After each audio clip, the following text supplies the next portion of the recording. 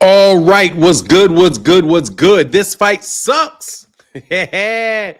Bro, you know I was going to say that, Contrell, but I ain't going to say too many bad things about any fights, man. Can't do it, bro. Can't do it. Got to stay on the positive side of things, bro. Got to stay on. Man, I got to get this new shit. These aren't uninstall this shit. These motherfuckers ask me every 5 fucking seconds. Let me say what's up to all things in the building. What's going on, man? Good morning to Ray Patterson in the building. Contrell, what's up? Conscious Motivation 54 in the building. What's going on, man? Hey, look, I was about to do something that somebody did yesterday, but I was going to do it anyway. Today is the day that I was going to watch, that I am going to watch that give me 1 second. Hopefully this shit will work. Yep, it worked. So, yeah, man, I'm going to watch that puppet show shit today. We go through it, react to it, because, yeah, bro, there's not a lot going on in boxing, bro, and I don't want to lie about being shadow banned.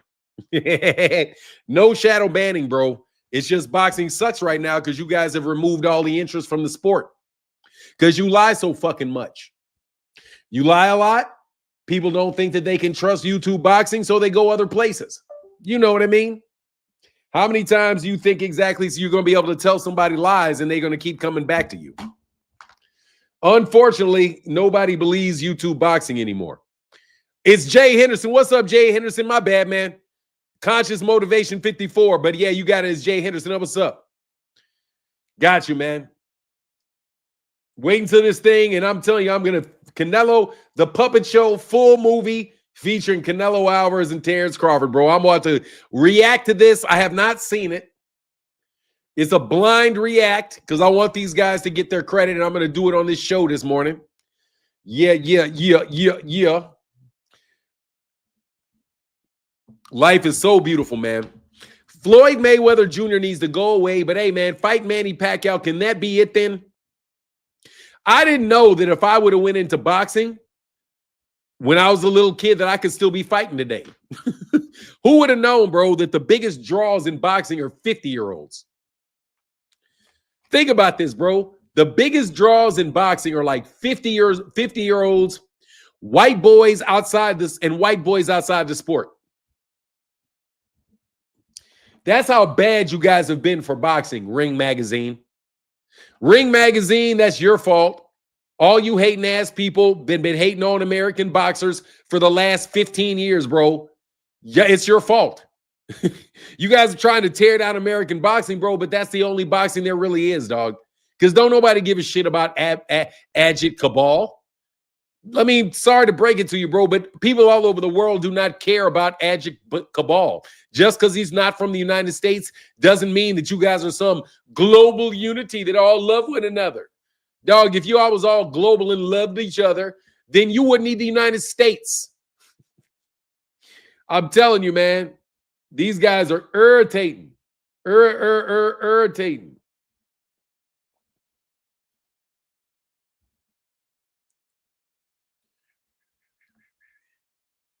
There you go. Let them tell it they go on broke if they come out of retire. Let them tell it they going broke if they come out of retirement.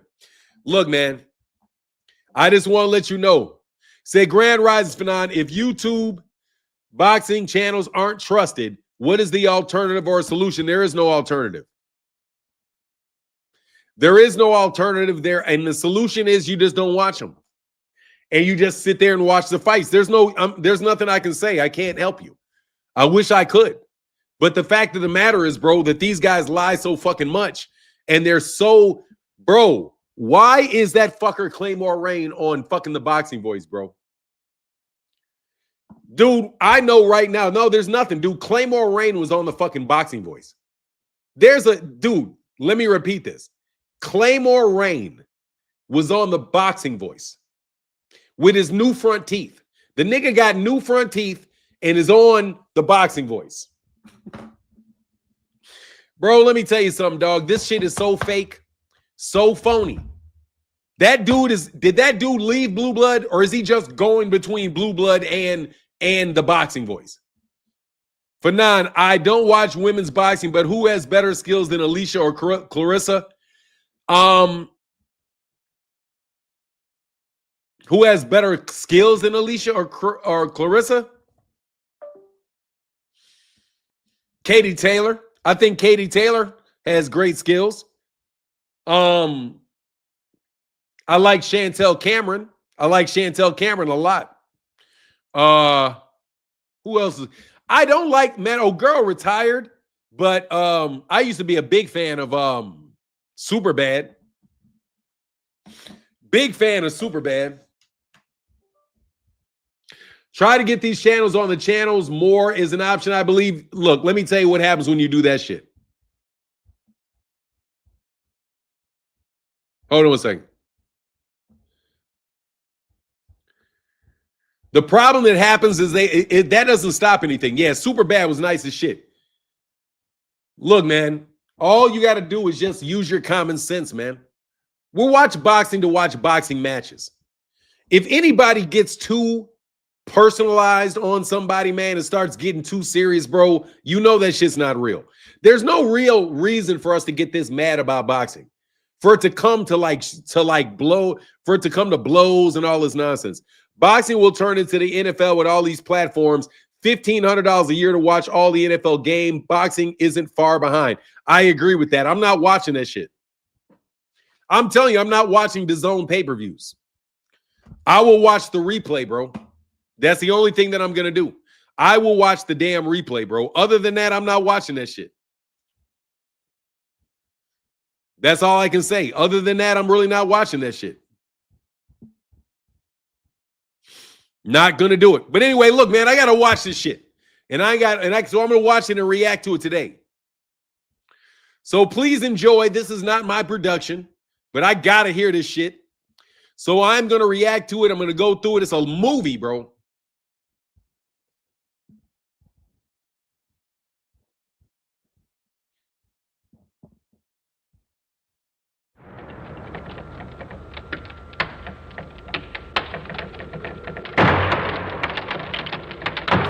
Crawford is one of the greatest boxers I have ever seen, and I'll stand on it. Terrence Crawford is one of the... Hey, bro, is that fake or not? Hold on 1 second, bro.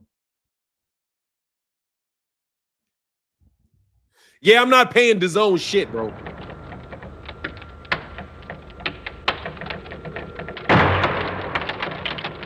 Terrence Crawford is one of the greatest boxers I have ever seen, and I'll stand on it.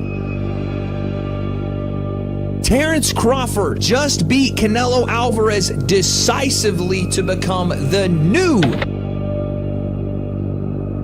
I think Bud Crawford is the Michael Jordan of boxing. I don't think Bud human like. Just flawless. I mean, Terrence Crawford.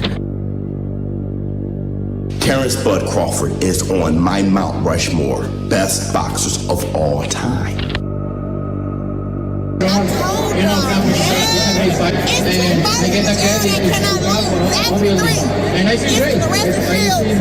Terrence Crawford and it's Shakur Stevenson. Man, I knew it already. He dominated. I'm gonna be nice, and I'm gonna give Canelo 2 rounds. 2 rounds. Dominate! Dominate! Hey, man, click the link. Say what's up, man. I mean, hit the like, man, if y'all don't mind, bro. So this is kind of creepy. I don't like clowns, bro, and I don't like puppets, bro. This shit's scaring me already, bro. Kentrell said, I hope Bug Eyes ain't from New Orleans.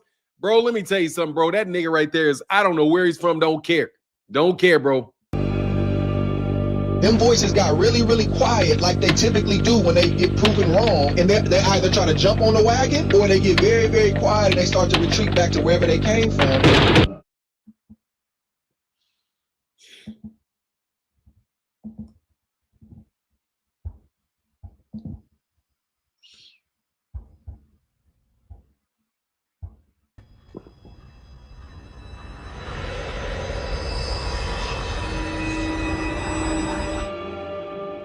The definition of a puppet. A puppet is an object that is typically controlled by strings or manipulated by a hand inside of it. The purpose of a puppet is only to serve the puppet master. A puppet does not have a spine. It does not require one. The puppets. The puppets are calling for you. The puppets are calling. All right. Did you see what Terrence Bud Crawford did to Canelo Alvarez on September the 13th?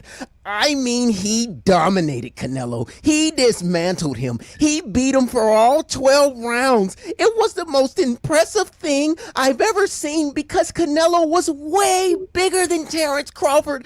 Canelo was huge, and Crawford still destroyed him. The judges were against Crawford. The announcers were against Crawford. The size was against Crawford. And he still overcame all of the odds and destroyed Canelo Alvarez. Terrence Crawford is one of the greatest boxers I have ever seen. And I'll stand on it. What I witnessed last night was the greatest win I've ever seen.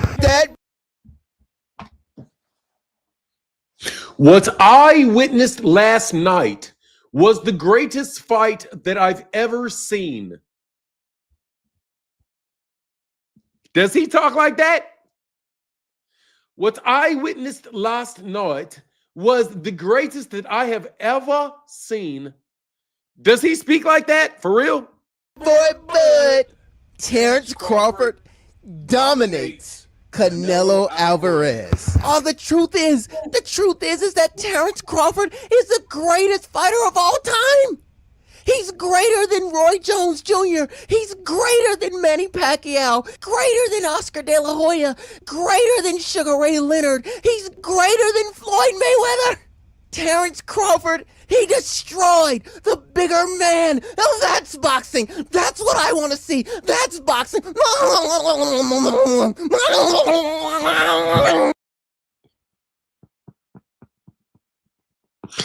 Savagery.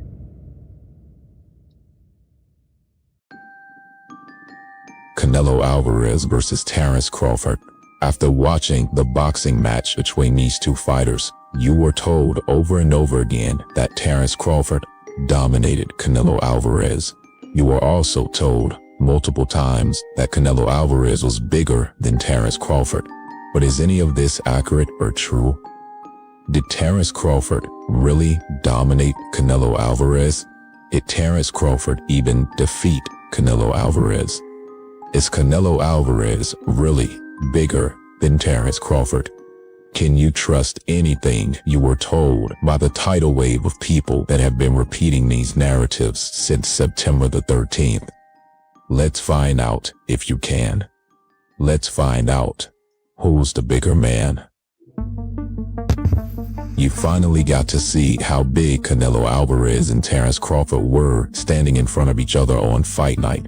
In the first round of the fight, you had one of the lead commentators named Andre Ward tell millions of viewers that Canelo Alvarez looked bigger than Terrence Crawford in the ring. But before we take you to the ring to see for yourself, we want to show you something interesting. It was a miraculous story. The story was that Terrence Crawford moved up multiple weight classes to fight the much bigger man, Canelo Alvarez, touting Terrence Crawford as the courageous warrior that was defying the odds to challenge an opponent that had a major size advantage. But what is a size advantage? How do you define it? What does it all mean? In this film, size will be determined by a 3-point criteria: height, reach, and mass. Let's look at a few examples of clear size advantages from the archives of boxing history. That's a really solid point. Jones. That's a really good side. That's a really solid point, though. Is it a big size advantage? Size. This is interesting stuff, man. I kind of wanted Junior to moved up to heavyweight to fight John Ruiz. Yeah, he said this exposes the Haneys to inadvertently. Actually, man, I wanted to watch the other one. This is not what I was looking for. Actually, hold on one second. They got fucked up because I didn't want to do this puppet show. I wanted to do that other one. Hold on one second.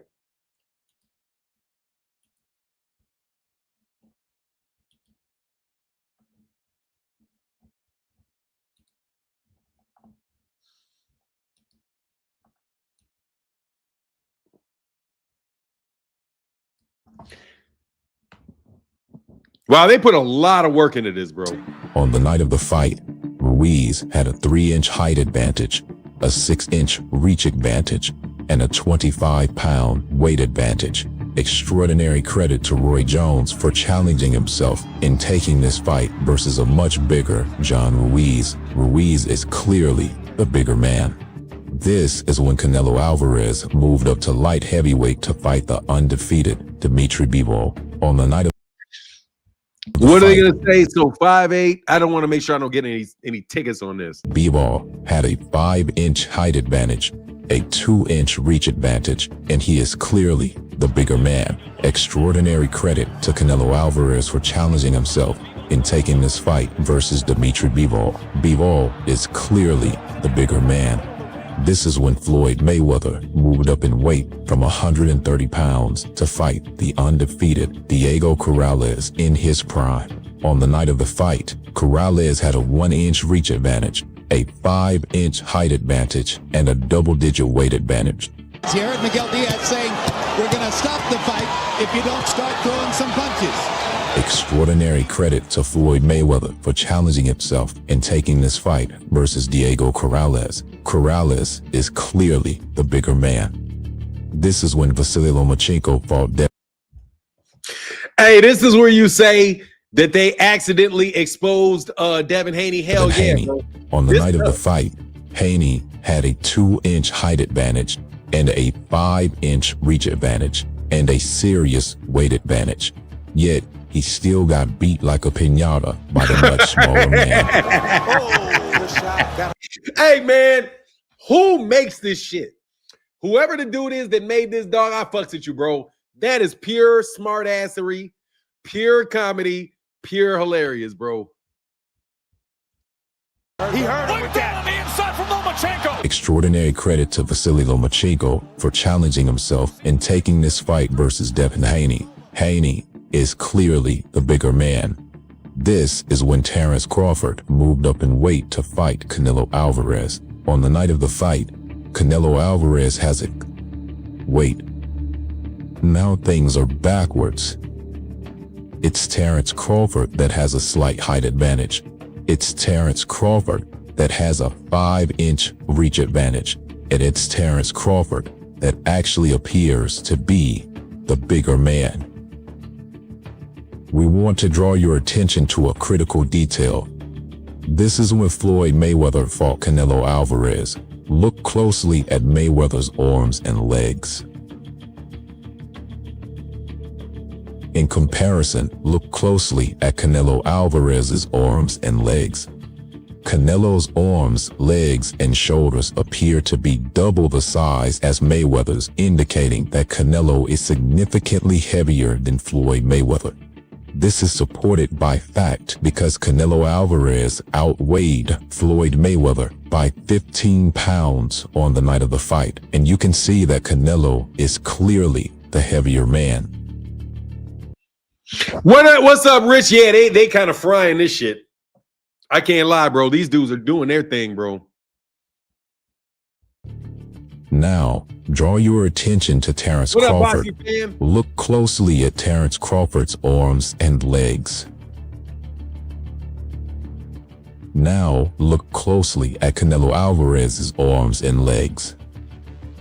Crawford's arms and legs are not smaller than Canelo's arms and legs. In fact, Crawford's arms and legs may be a bit bigger, so Crawford has a slight height advantage, a 5-inch reach advantage, and by all fair observation, has appeared to be the bigger man from the first time he stepped in the ring to challenge Canelo Alvarez all the way to the night of the fight. So now, based on the same 3-point criteria of height, reach, and mass, Terence Crawford, by all fair measurement and all reasonable observation, is clearly the bigger man. But yet, in the first round of their fight at Allegiant Stadium, one of the lead commentators, Andre Ward, says that Canelo looks bigger than Terence Crawford. Canelo looks slightly bigger than Terence. But who is Andre Ward? Hold on, no. We got to stop. Do not destroy my Andre Ward, bro. I'm already having a hard time with fucking Andre Ward because Andre Ward is fucking with this dude Terrence and his bullshit. First of all, we know damn well why Terrence Crawford is looking so fucking big. Terrence Crawford is looking big because of fucking Victor Conte. I know. When are we going to get to that shit? To the fact that he was walking around looking like a fucking linebacker. And who else looked like a linebacker? Lamont fucking Roach. Has anybody seen the picture of Lamont Roach? Has anybody seen the picture of Lamont Roach as he's training for Pitbull Cruise, bro? Lamont, bro, come on, man.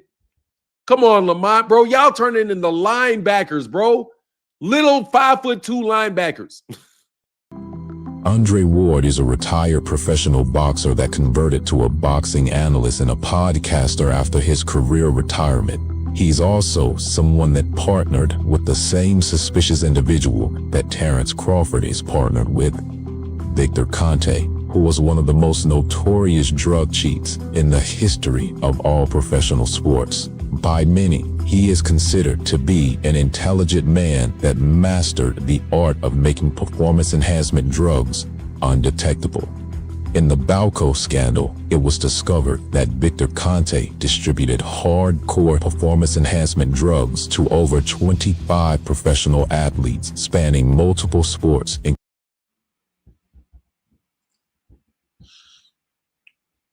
What name is that? Jason Giammi. Oh, man. Wow. It's how I hope they come out and snitch on including football, baseball, track, and more. Conte was also known to distribute PEDs into boxing.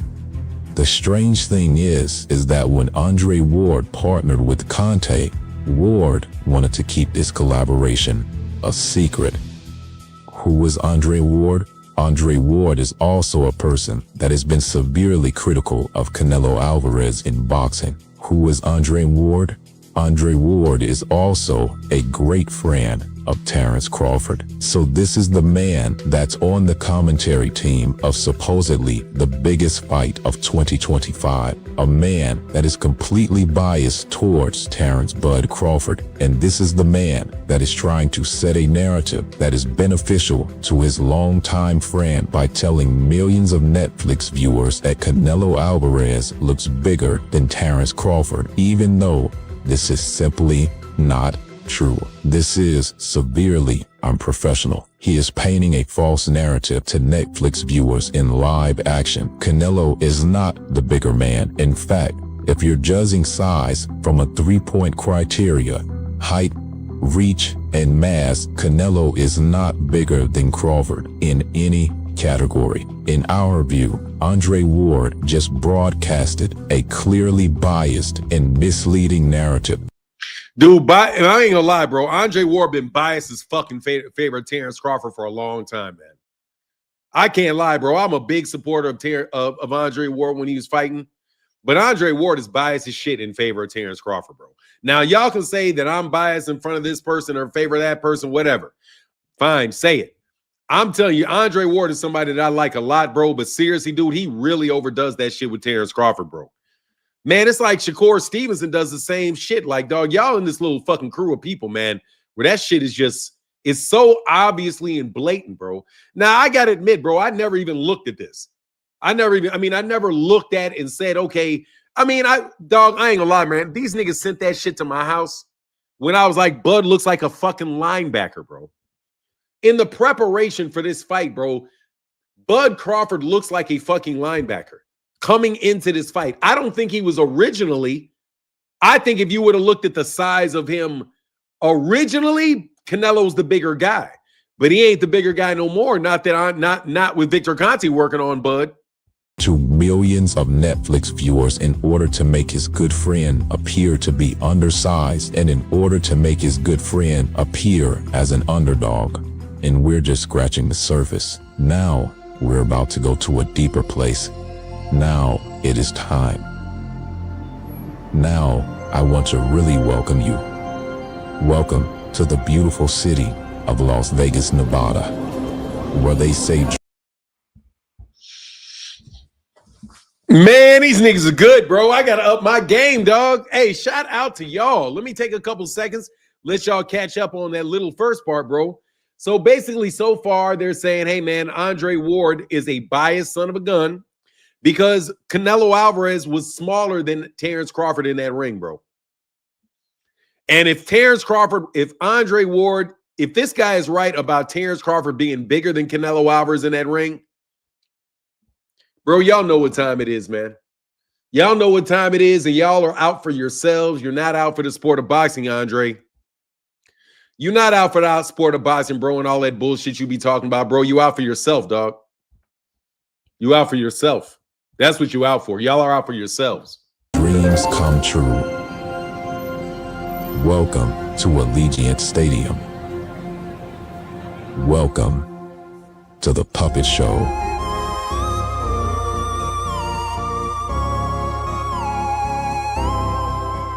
You've already seen the untrustworthy commentary of Andre Ward, and now we'll show you how the Puppet Show really took place. We will start off. It's the facial expressions about Andre Ward that are getting on my goddamn nerves, bro. Man, I'm telling you, man, it's the facial expressions and the biasness of Andre Ward, bro. By identifying some of the most absurd in favor puppetry of Terrence Crawford. It's a Terrence Crawford thing, though. I agree with what this guy's saying, though. Done through the commentators. We will show you this quickly in a series of 9 acts. Then we will show you the real story of the fight between Canelo Alvarez and Terrence Crawford. The acts will start off simple, but then they will increasingly get worse as the puppet show progresses. Act 1. In the first round, Canelo opened up well, pressing forward, landing a couple of hard body shots and pressing hard shots to Crawford's guard. Crawford also lands a clean left hand upstairs on Canelo. After these things occurred, the second announcer, Max Kellerman, inaccurately says, quote, "Everything that Canelo has thrown so far, it's been blocked." Everything Canelo's thrown so far, it's been with force, but it's been blocked. This is severely inaccurate. This inaccurate commentary was coupled with misleading narratives from Andre Ward that presented Terrence Crawford as the smaller man. Canelo looks slightly bigger than Terrence. This false narrative was spun multiple times during the fight, although you can see that Crawford is not the smaller man. Act 2. I don't think they looked about the same size, and it threw the center a little bit. He looked a little bit bigger, though.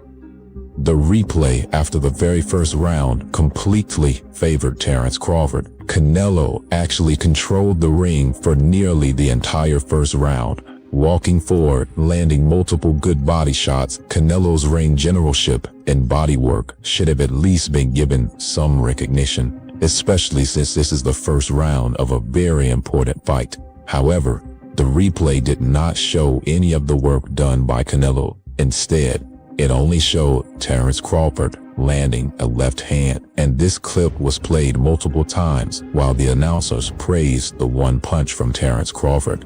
This is only the foundation to what you're about to see next. Important. Oh, man, thank God. Somebody's going to go through the HBO commentators' biasness.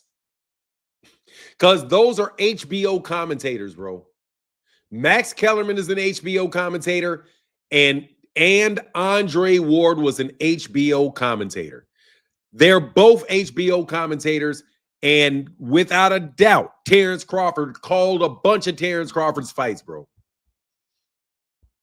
Note, during any professional boxing event, especially the big fights, it is very important that the commentators are intent on highlighting the work of both fighters competing, casting an accurate description of the action for onlookers. Our position is that the factors shown in Act 1 and Act 2 set the stage for a completely biased and inaccurate story to be crafted. A story that misled onlookers to believe that Terrence Crawford dominated Canelo Alvarez. If you don't believe the narratives were misleading, it doesn't matter, because things are about to get much worse. Act 3. At around 1 minute and 38 seconds of the 5th round, Canelo Alvarez clearly slips a jab from Terence Crawford. He ducks underneath the jab and avoids it. Instead of acknowledging the good defense from Canelo, the commentator says, quote, "Good counter jab from Crawford," as if Crawford actually landed the jab. Good counter jab there from Crawford. Crawford completely missed the jab as Canelo ducked under it, but the commentator is praising Terence Crawford for a jab he did not even come close to landing. Act 4. The 8th round, Andre Ward again projects the narrative that Canelo Alvarez is bigger than Terence Crawford, which we've already shown you is patently untrue. Ward says, quote, "What you're seeing is that one fighter is bigger, not by much, but he's bigger and he's stronger." What you see with both of these fighters is one fighter is bigger, not by much, but he's bigger, and he's stronger. This narrative again sets Terence Crawford in a false underdog, false smaller man position, which will persuade onlookers to. All right. Man, that's HBO commentary. Man, that's HBO commentary, bro. They write these fucking scripts. They write the scripts for these goddamn, for calls of these fights before the fight itself, bro. Seriously, man. That's why I listen to this shit without. They said, Fanon, you remember I said Bud's win was the least impressive out of all of Canelo's losses. Exodus Files breaking it down perfectly. Sympathize with Terence Crawford and view him as the courageous warrior. Act 5. Canelo Alvarez lands a heavy right hand around Terence Crawford's guard to the side of his head that clearly knocks Terence Crawford off balance. Instead of acknowledging the impact or force of the right hand, Max Kellerman decides to praise Crawford's resilience and punch resistance. The resilience of Crawford. Exactly. Punch resistance at this weight has. I fucking hate that shit. I hate that shit. I hate that shit. I hate that shit. I hate that shit. That Max Kellerman does that shit all the time, bro. Oh man, this is so good, bro. This is so good. Max Kellerman does that shit all the time, bro. This shit is a perfect about how biased they call it. If somebody lands a shot, they always say, if they want the guy to win, where they land a shot on him, they say, oh, wait, oh, he took a great punch. Wow, what a great way to take a punch. Dog, you got hit. And you're crediting this guy with taking the punch? Man, they do that shit all the time, bro. These commentators in boxing do that shit all the time, bro. They try to lead you and make you believe that somebody is winning a fight. And that's why everybody gets so upset when the scorecards get read. You read the scorecards, they're like, oh, this is such a robbery. No, you niggas were telling us the whole time that the fight, you were watching a fight that wasn't taking place. Bro, I hope that seriously, man, they needed an investigation, bro. They needed an investigation into dudes like this, man. I hate Max Kellerman, bro. Max Kellerman is the fucking worst. And Andre Ward is doing the same shit, bro. When that dude sent that note to me talking about, I don't know the play, bro, I'm not interested in no play, bro. Andre, I don't care about the play, bro. You care about a play. Stop playing, man. Stop playing, bro. Stop playing. Man, Andre Ward sent me a note one time on Twitter, bro, talking about I was missing the play. I said, hey, man, tell me what the play is then. Dog, I hate con men, bro. I hate con men, bro. Stop playing, man. Call the shit straight. I never again promoting a narrative that completely favors Crawford, especially to a casual fan or an observer that is new to boxing. Act 6. Around the 2-minute mark of the 10th round, Canelo Alvarez lands a sweeping right hand that knocks Crawford off balance again. Instead of acknowledging that Crawford was knocked off balance, Kellerman calmly says, good right hand from Canelo. Good right hand from Canelo. And Andre Ward Not only does he ignore the right hand, he goes so far as to undermine the right hand and says, quote, Crawford's thinking, that's all you got, as if he was inside of Crawford's head himself. Crawford said, that's all you got? Again, crafting a narrative that completely favors Terrence Crawford and diminishes Canelo's work, because this response from Ward suggests that Canelo's clearly landed punch was not effective. Act 7. Remember, in the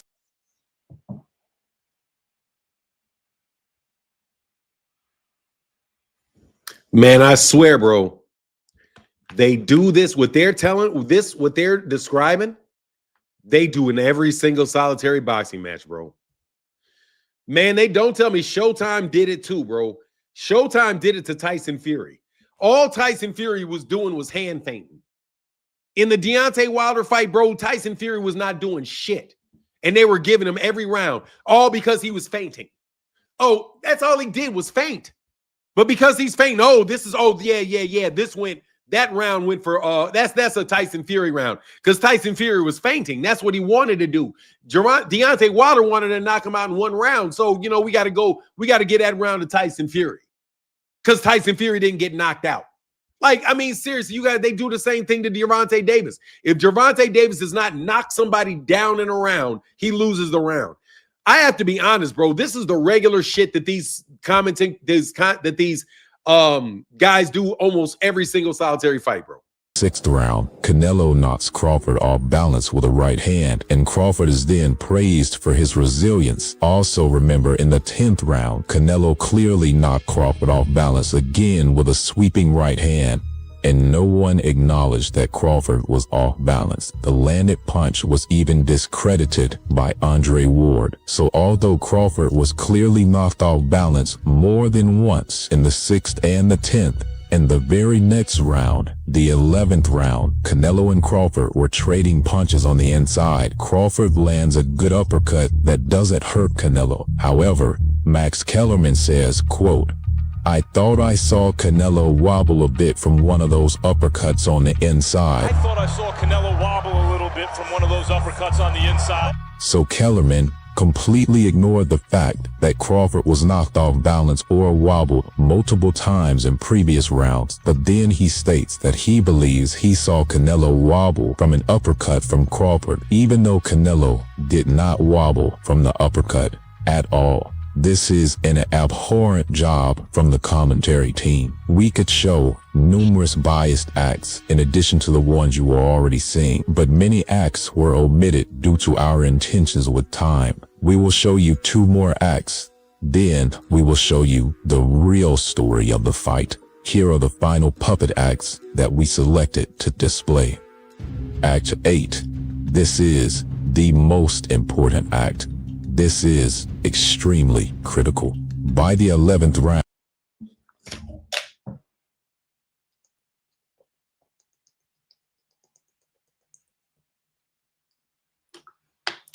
Let me pause, man. This is really hurtful. It's really hurtful, bro. It's really hurtful, man. I hate this for Andre Ward, bro. I was such an Andre Ward fan, man. Listen to this guy talk, bro. Man, he is on his own squad, bro. It's him against the world, dog. And you know what I mean, man? Max Kellerman, bro, I can see it from Max Kellerman, man. But you guys, this is orchestrated, bro, without a doubt, bro. It's not fair. It's not fun. You're better than this, Andre. You're a better man than this, Andre. If you can't call it straight, don't call it. Official judge Skipper Kelp had Crawford winning almost every single round. Skipper Kelp's unofficial scorecard had Crawford winning an essential sweep, 7 rounds to 3, and Max Kellerman states, quote, so far throughout the fight, Skipper Kelp's card has been reflecting what we've been seeing. So far throughout the fight, Skipper Kelp's card reflects what we've been seeing. This quote from Kellerman suggests that Terrence Crawford had completely dominated Canelo Alvarez in the fight. Not a single commentator pushed back on this narrative. So the question is, if the commentary has been so unreliable thus far with several errors and blatantly biased narratives, can you trust this unofficial score that's been presented to the viewers? Now, let's see how bad this really gets. The unofficial scorer, Skipper Kelp, presented a completely one-sided scorecard. But here's the most important part. Unofficial judges are periodically brought onto the live broadcast microphone to provide input on the fight. That's Harold Letterman. That's Harold Letterman. I hate those. Yeah, they always make, and then the unofficial scorecards are dead wrong. And then everybody got to turn around and be like, "Oh, well, what's wrong with the judges? Because they didn't get the Andre Ward and Max Kellerman narratives." Is an example of one of the most professional unofficial judges in boxing history, Harold Letterman. Letterman is the veteran unofficial judge that was a part of the classic HBO commentary team. Listen in as Letterman speaks on the previous round and gives credit to both Oscar De La Hoya and Fernando Vargas, casting an accurate and trustworthy description of their fight. Harold, how do you have it scored through 9? Okay, Jim, 5 rounds to 4, 86, 85, a very narrow 1-point margin for Oscar De La Hoya. Jim, I gotta tell you something, Fernando Vargas, when he moves his hands like he did in round 9, certainly he's going to win these rounds. But like you called it, round 6, 7, and 8, easy for Oscar De La Hoya. Letterman was the worst. Now, Letterman, honestly, man, HBO was terrible the whole time. Harold, how do you have it through 6? Okay, Jim, 3 rounds each, 57, 57. I got it all even. I gave all the even rounds 2, 4, and 6 to Oscar De La Hoya. All the odd rounds 1, 3, and 5 to ferocious Fernando Vargas, who landed more power shots in those rounds. So it's the smooth boxing of Oscar De La Hoya in the rounds that he won, the effective aggressiveness and harder, cleaner shots of Vargas in the rounds that he won. Skipper Kelp spoke live several times during the fight between Canelo Alvarez and Terence Crawford, and he did not say one positive thing about Canelo Alvarez's work throughout the entire 12-round fight. This is highly uncommon. Listen to this compilation of Skipper Kelp's color commentary on the fight. Skipper Kelp, talk to us. Right now, Crawford's just doing a better job of managing the distance of the fight. He's where he wants to be right now. Point. Skipper Kelp, what are you seeing? Downloaded the data he's been looking for. He looks very comfortable inside right now. Skipper Kelp, go ahead.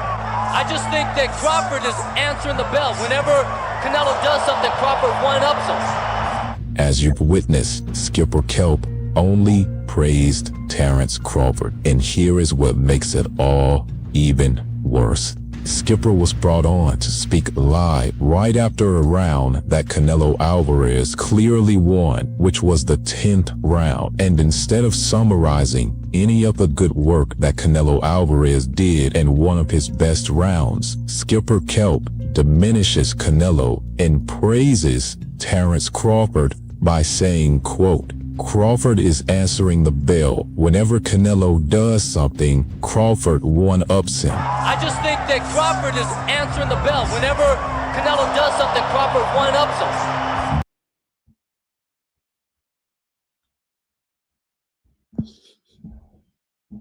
Y'all just gonna make Bud a star, huh? That shit ain't gonna work, bro.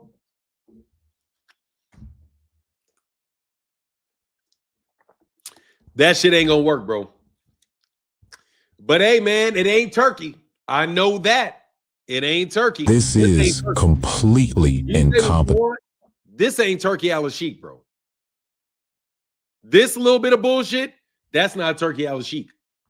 99% of the time, when an unofficial scorer is given the opportunity to comment on a winning round of a fighter, they do not praise the fighter that lost the round. When you understand that context, this shows severe biasness to a point where one could reasonably presume that these commentators are not interested in presenting an accurate professional narrative that highlights both fighters at all. This shows that they are likely interested in something else.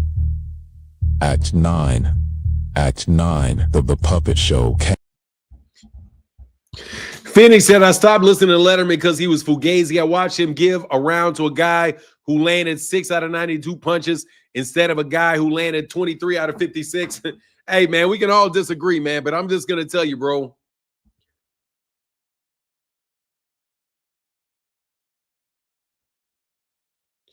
You either make yourself a star or you don't. Nearing 40, I think most people out in the public would be hard pressed to recognize Bud. I'm going to tell you, dude, I think Bud got the dirtiest fucking crew in boxing, bro. I just think that's the dirtiest crew in boxing, bro. I do. I don't like that crew at all, bro. I don't like that crew at all, man. I don't like that crew at all, bro. I'm sorry. They're funky as shit. Aim after the final bell tolled to end.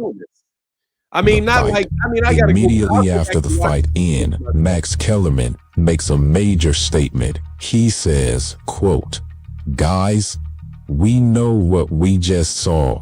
Bud Crawford just beat Canelo Alvarez. Let's see if the judges agree. Guys, we know what we just saw. Bud Crawford just beat Canelo Alvarez. Let's see if...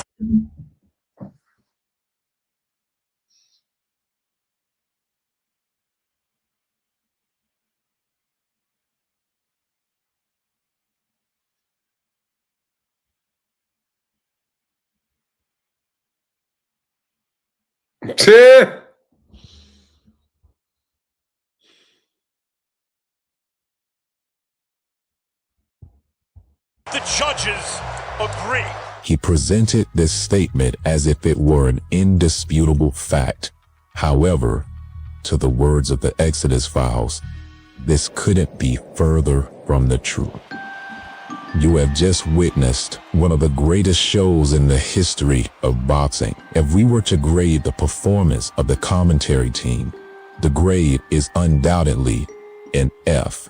If you combine the unofficial judge's commentary and his scorecard with the other 3 commentators on duty, we would declare that the commentary team was slanted about 80% towards Terence Crawford and about 20% towards Canelo Alvarez, because these commentators spent a large portion of time ignoring or diminishing Canelo Alvarez's work while praising Terence Crawford and injecting narratives that position Terence Crawford as a false underdog and a false undersized competitor. Millions of viewers were told that Canelo was bigger than Terence Crawford, although you've seen from multiple perspectives that Canelo is not bigger than Terence Crawford. What a knife, bro. What a knife.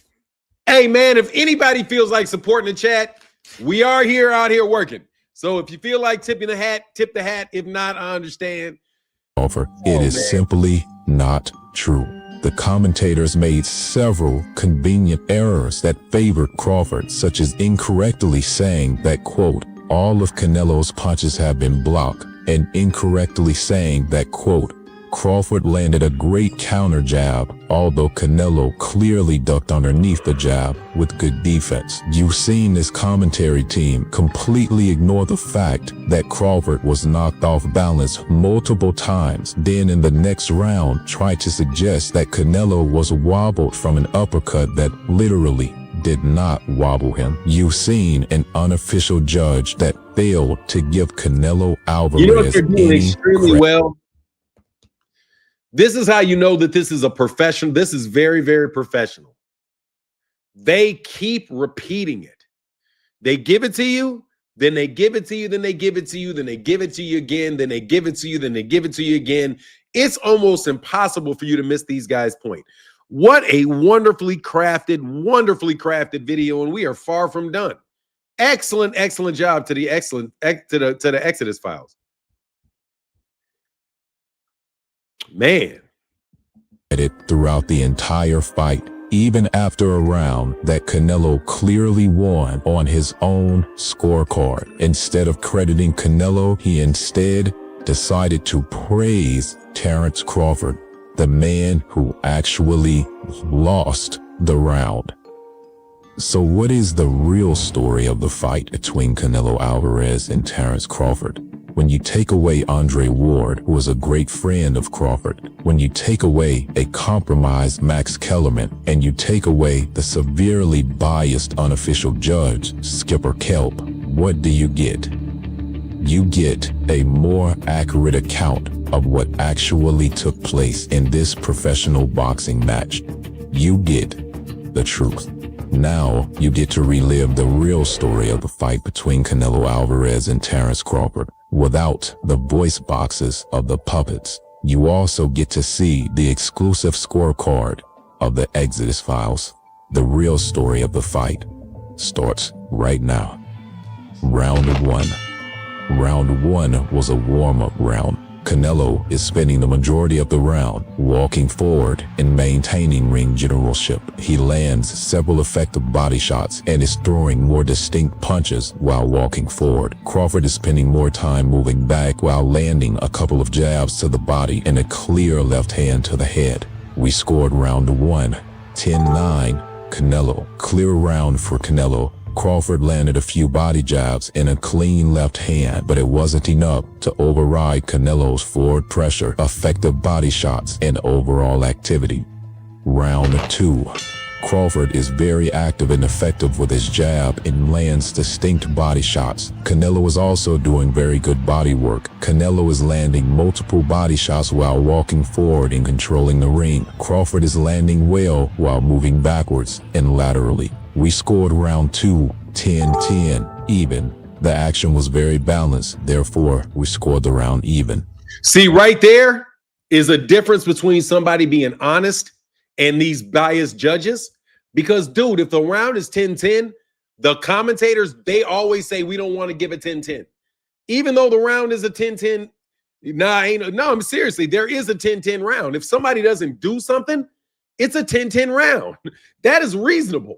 If two people are doing equal work in a round, it's a 10-10 round. You don't say, oh, let me just, because when you know it's a 10-10 round and you don't give a 10-10 round, then you're giving the round to somebody that you don't really believe deserves the round. Let me repeat. If you think somebody wins a round, cool, give them a 10-9. But if you don't know who won a round, then it's a 10-10. Don't listen to these people that say don't give 10-10s. Because if you give a 10-10, then shit, then the next person they have to pick it up. Nah, man, 10-10s are good rounds. A problem with a lot of the scoring is that people are told not to give 10-10 rounds.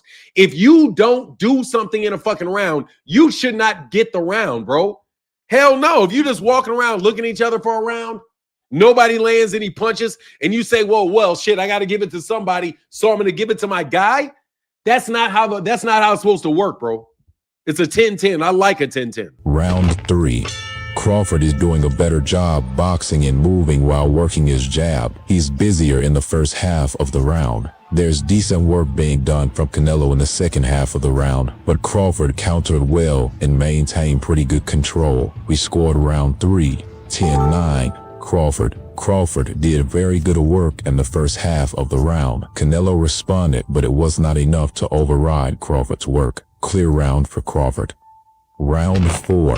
Crawford opens up very busy over the first minute and throws a lot of counter combinations. After the first minute, the momentum shifts. Canelo dials in the pressure and lands a hard punch to the guard, then lands a hard straight right hand to Crawford's face that knocks him back. There's good work from both fighters, but Canelo lands several straight right hands clean and also lands a hard right hand at the end of the round to punctuate the round. We scored round 4, 10-9, Canelo. Crawford controlled the first minute of the round, but Canelo controlled the last 2 minutes of the round while walking forward, landing multiple clean punches. 1 minute for Crawford, 2 minutes for Canelo. Man, that's a fucking great way to break down man, they are doing a terrific job of breaking it down. I don't care whether or not you give a round to Canelo or whether you give a round to Crawford. Whatever the case is, bro, these guys are doing a fucking terrific job, bro. They're doing a terrific job of breaking this down in a way that makes sense. And then you got a round that's a clear round for somebody else and a round that's not a clear round. Clear round for Canelo. Round 5. Canelo opens up well, throwing the heavier shots to Crawford's guard. Canelo lands a decent sweeping hook and is controlling the ring by pressing forward in the first minute of the round. Crawford lands a very good counter shot. Canelo closes out the round strong with forward pressure, body work, and more activity. We scored round 5, 10-9, Canelo. Crawford was boxing and moving a bit, but his boxing was overwhelmed by Canelo's forward pressure and activity. Clear round for Canelo. Round 6. Crawford opened strong on the inside by staying busy and landing combinations to the guard and the body. Crawford lands a great left counter that snaps Canelo's head back. Canelo is pursuing, but not effective. Canelo is trying to pursue, but is still getting countered while Crawford is boxing and moving well. We scored round 6, 10-9, Crawford. Crawford controlled the round with great boxing and effective combinations, while Canelo pursued with ineffective aggressiveness. Clear round for Crawford. Round 7. Canelo opens up with more intent, walking forward, landing a hook that was partially blocked. Canelo is stepping forward, doing work on the inside. Crawford responds with a decent combination, but Canelo continues to press forward, landing decent body shots. There's decent work from both fighters, but Crawford is not doing enough to override the forward pressure of Canelo Alvarez. Canelo closes out with a good body shot while continuing to walk forward. We scored round 7, 10-9 for Canelo. Canelo controlled the ring for the majority of the round. Crawford didn't do enough to override Canelo's forward pressure and activity, landing shots on the guard. Round 8.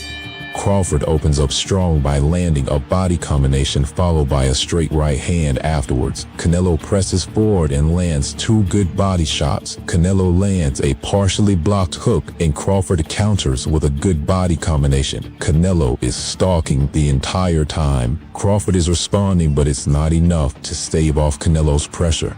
Canelo completes a good 3-punch combination moving forward. We scored round 8, 10-9, Canelo. Canelo controlled the ring the entire round. Crawford did not do nearly enough to override the pressure. Very clear round for Canelo. Round 9.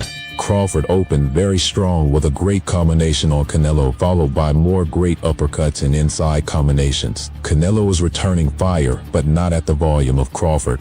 Now, the tide starts to change and Canelo lands a great combination walking forward, followed by a straight right hand that knocks Crawford off balance. Canelo is marching forward, landing good shots, but Crawford counters well. We scored round 9, 10-9, Crawford. Crawford had a very dominant first minutes of the round. Canelo rebounded well in the last 2 minutes and controlled the round in the last 2 minutes, but he didn't do enough to override Crawford's work in the beginning of the round. Important note, in Crawford's corner, after round 9, Crawford asks his trainer Bomac if Canelo Alvarez is up on the scorecards. Bomac says, quote, "I don't know if he's up."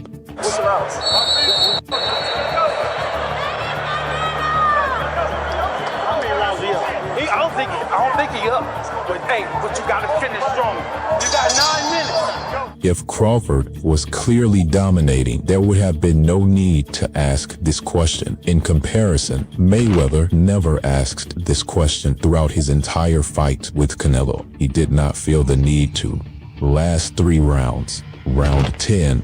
Canelo opens up strong and lands a good body shot. He presses forward, throwing a 1-2 combination while Crawford misses the counters. Canelo lands a hard sweeping right hand that knocks Crawford off balance. Canelo continues to press forward and Crawford lands a decent 2-1 combination. A good lead is landed by Canelo. Canelo pulls away by landing a good lead and a heavy uppercut in the corner, followed by combinations. We scored round 10, 10-9, Canelo. Canelo pressed forward the entire round, landed multiple hard shots, and pressed Crawford up against the ropes to do great work and land shots on the inside.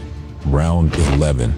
Canelo opens up with a mean body shot and presses a combination on the inside. Crawford answers with a good uppercut. Good combinations are exchanged, but Canelo pushes Crawford back. See, I'm going to tell you, bro, this is a fucking brilliant video. Man, what a great job, bro. What a great job.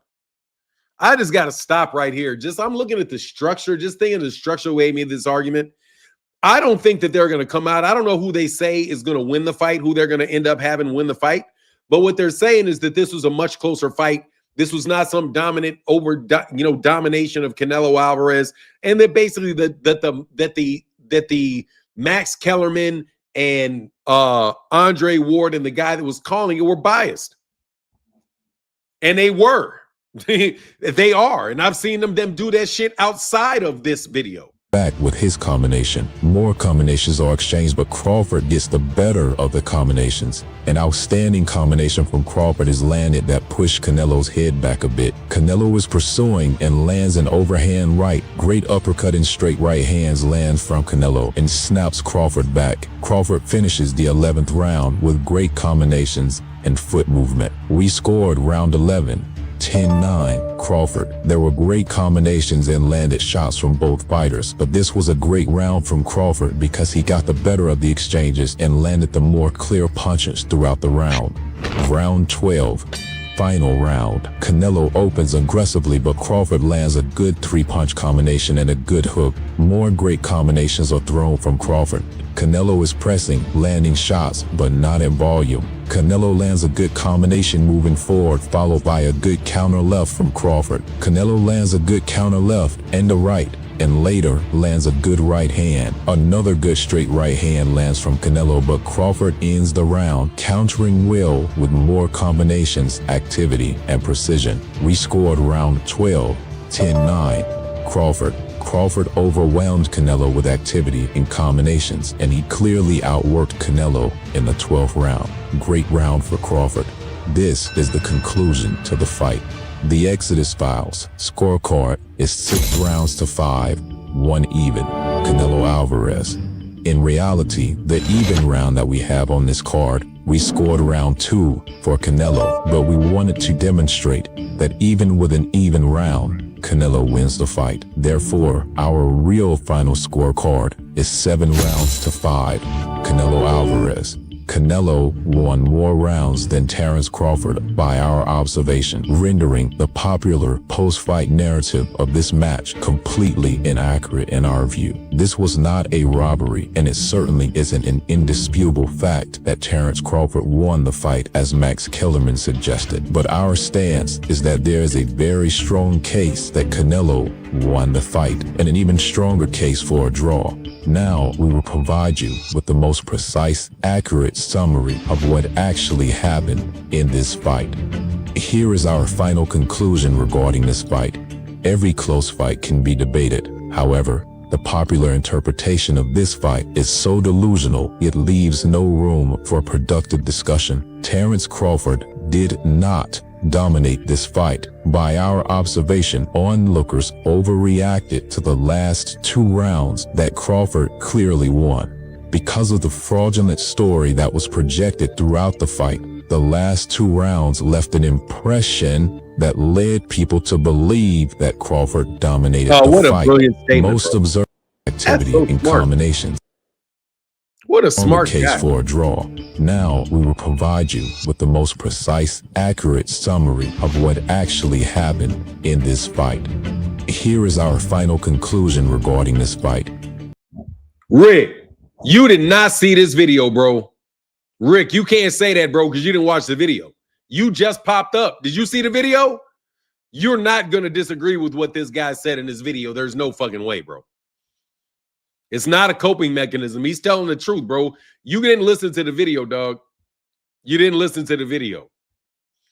All he's saying is that it wasn't a blowout and that Max Kellerman and Andre Ward were biased.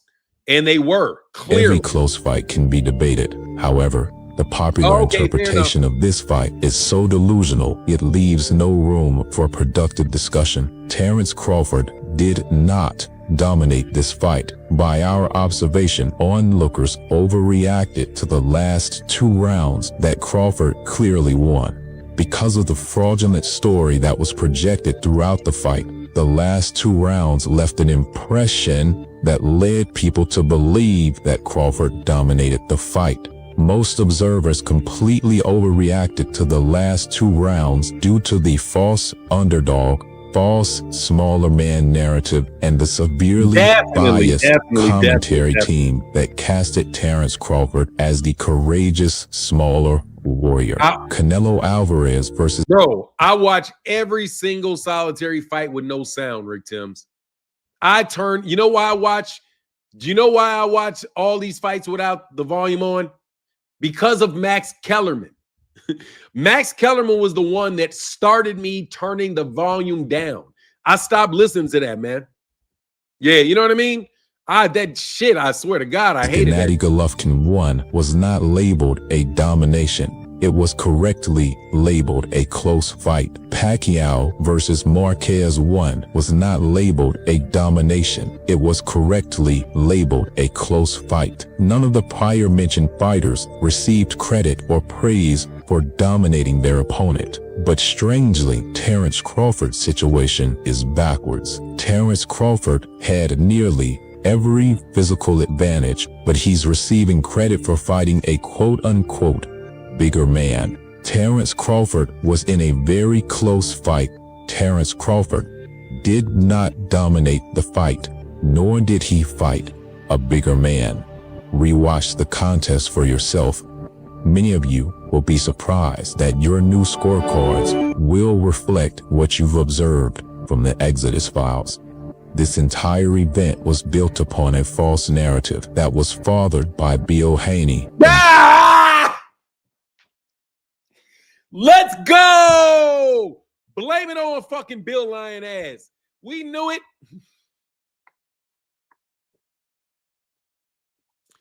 We knew it. Crafted by Terrence Crawford himself. This false narrative was speared forward by others who fed into it, and as a result, the post-fight perception of this contest is so inaccurate and so delusional that we now have serious problems within the sport of boxing.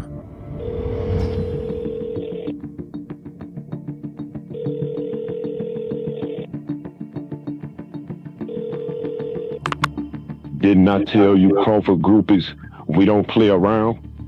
Didn't I tell y'all I've been in the business of boxing too long to sit up here and listen to this type of shit from Terrence Crawford and Bill Haney? I told y'all we don't play any games. And now y'all got real problems, don't you?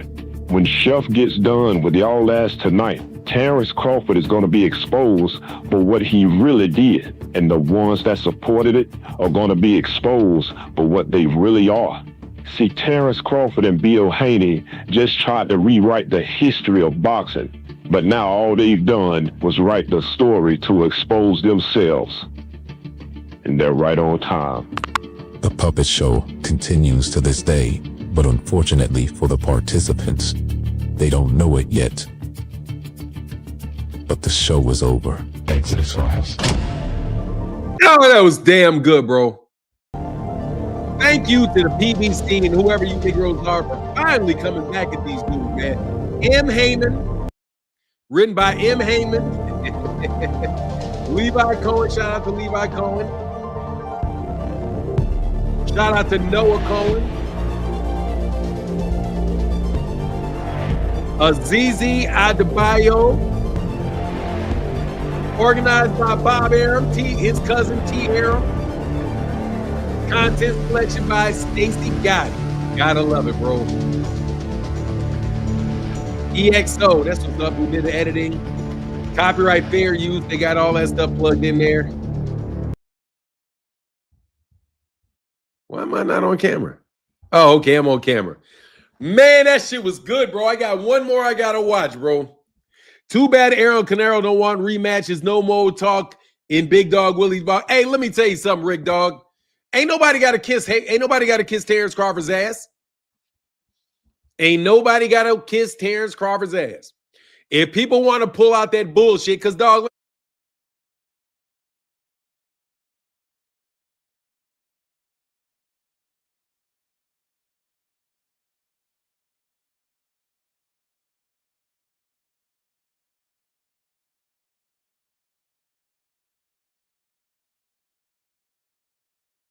muted. How long I've been muted? I've been muted a second. Bill about to get Devin pummeled again. Yeah, I'm back.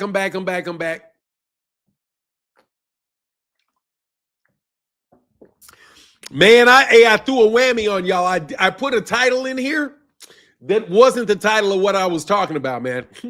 Because I know full well nobody want to see Floyd Mayweather and them. But Rick, like I was saying to you, Rick, dog, seriously, there's a lot of bullshit around Terrence Crawford. There really is. Terrence Crawford is the real deal in the ring, and that's what I'm really glad about this particular show, the puppet show. I'm glad that they didn't try to act like, like Bud lost the fight. You know what I mean? Basically, all they're saying is that I would rather see Floyd fight Manny than Tank. Oh, yeah, that's for sure. I would rather see Floyd fight Manny than Tank. I didn't even think about that. Justin Jones said Norman knocking Haney out in round 6. Man, I hope so. Honestly, man, I want Devin Haney. I would love if Bill Haney would leave. But I just did. We watched it today. We just did. Just did it today. Watched the documentary, reacted to the documentary. Max is rich because he can give you a blank stare, straight face, and bill of goods. Yeah, did they say Canelo won? No, they did not. Yeah, they said Canelo won. They had Canelo up by a round or 2. They thought that they said it's 7 rounds to 5 for Canelo. Basically saying that it was like I said, what did I do? I boycotted that fight, bro, because of the Ali Act. But I mean, honestly, I wish I wouldn't have boycotted it because these people don't give a damn. You know what I mean? Like, seriously, bro, y'all don't care if boxing dies. Y'all just want to win arguments on a day-to-day basis. And since all you want to do is win arguments on a day-to-day basis, that's all we're going to get is arguments on a day-to-day basis, bro.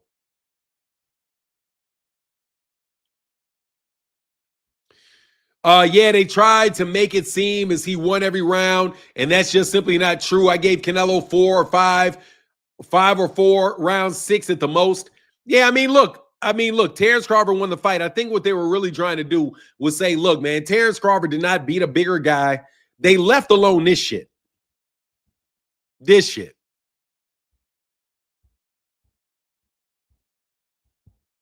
Specifically, the first question I wanted to ask is about the situation with Victor Conte and the clip that recently resurfaced where Conte admitted that he knows how to pass the VADA tests. Victor, at the same time, did admit he knows how to beat these tests as good as they are. Is it possible to circumvent?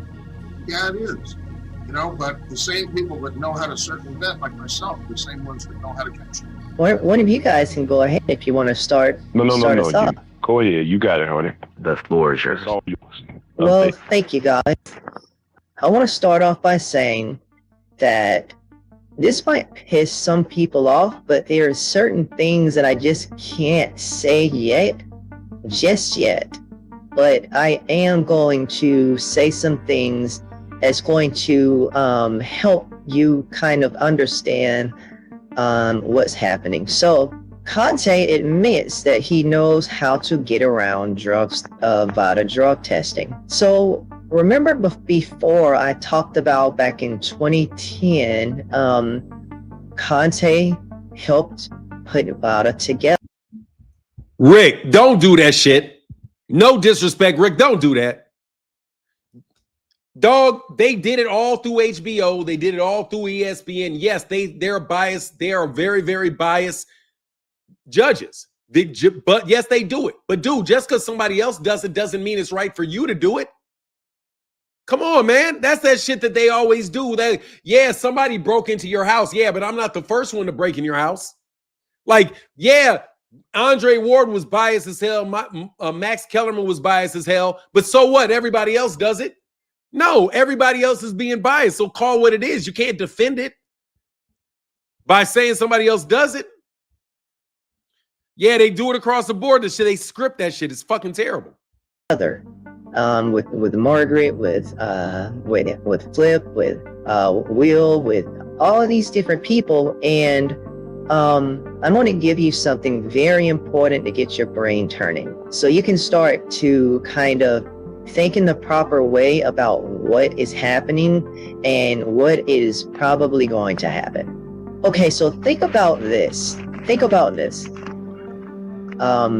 banned substances have to be discovered. They have to be discovered.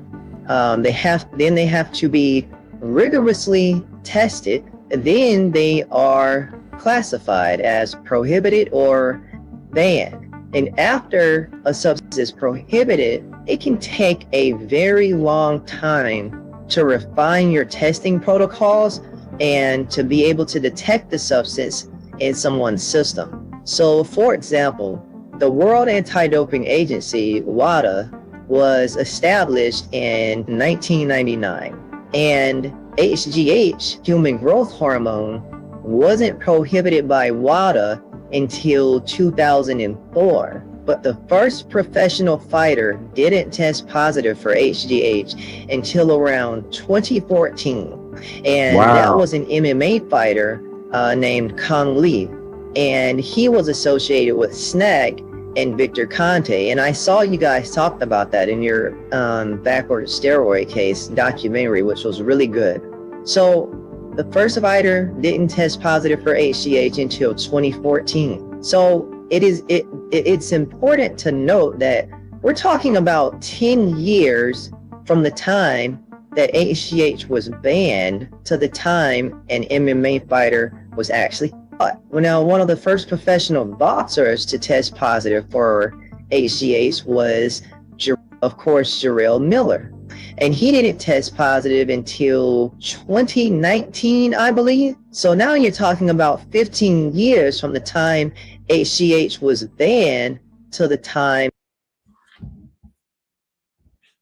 15 years.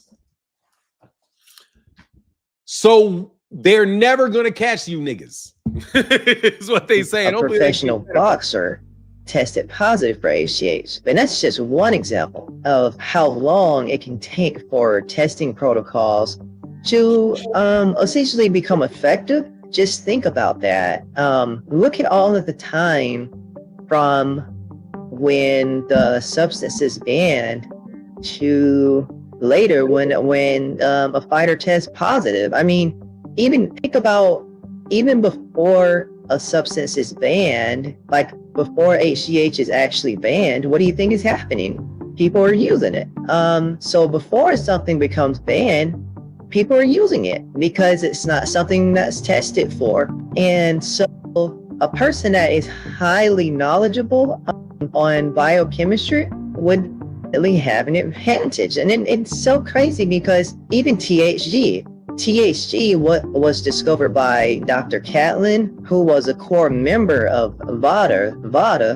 And Catlin discovered it, I believe, in 2003. New metabolites are being discovered, like in 2015. You have new metabolites being discovered. And even up until this day, things are being discovered and placed into testing sequences and being worked out. Even to this day, there are always new updates, always so many things changing. So with all of this being said, I want you to understand that with so many loose ends and so many moving parts and so many inconclusive factors, it can be very easy to weaponize drug testing.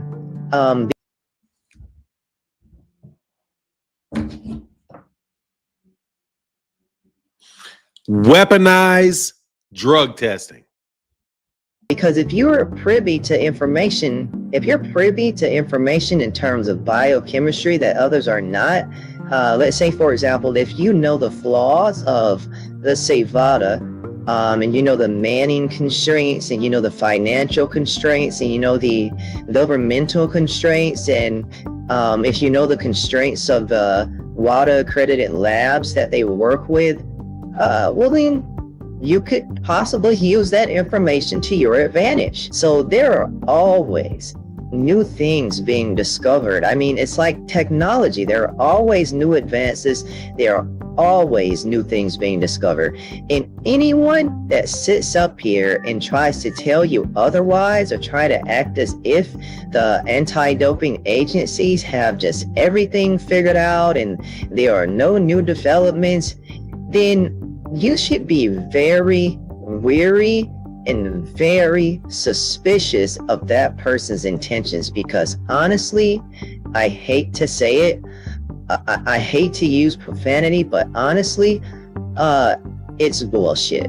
Oh, hell yeah. You don't have to apologize. Let them have it. That's how you got to talk to them. Hey, yeah, I mean, I'm just being honest. So Ryan Norman kind of put his foot down and questioned Victor Conte in the Haneys connection to Vada. Victor Conte with the Vada stuff, right? Yes. We were talking about it. Talk about it. Man, I'm so glad these niggas keep me off the damn camera. Evan Haney with the Victor Conte, right? Yeah. How is it any other testing organization we can somehow get into? Because I don't know if I can even trust them. Right. That's how I feel about it. Right. But also, since they so tight, who says they won't try to play some little games or whatever and put out some false results and anything like that? How trustworthy are y'all? So is it any other testing organization we can get into besides VADA? Because they were pressing so hard, the Haneys are pressing so hard, saying, take the test, sign up for VADA, do it now. So Ryan Norman kind of put his foot down, but if it were me, I wouldn't kind of put my foot down. I would slam my foot down and say, no, I'm not testing through your system because I can't trust your association. I would literally say no, because Conte just admitted that he knows how to beat testing, which could be a serious advantage for his sponsored fighters like Devin Haney. And I would have slammed my foot down a long time ago, honestly, because there's so much, like when you really look into all of this, there's just so many things that, again, I can't really talk about, but even to people looking in from the outside, I mean, it's just so many things. So that was really just to provide some clarity and just to get your mind in the right place so you can start to process what is happening. And I want to go deeper, but I have to leave it there because I just can't interfere with what's going on. And I know that you guys know what I'm saying. Hey, look, y'all, this is from the Exodus Files. I'll put up a link to the Exodus Files channel so you guys can go subscribe to these guys, because I don't want to shit. Here, I just give you a link to the channel. I can't tell you I really can't tell you. You know what's funny to me, bro? Niggas are wild, bro. I swear to God they are. Give me 1 second.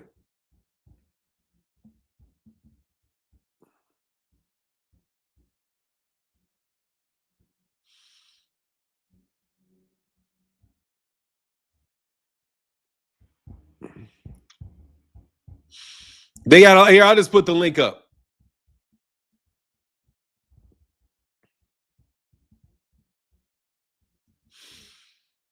That's the link to it right there. The Exodus Files. When I say that, I don't want to interfere, but I don't think this is going to turn out well for certain people. I really don't think so.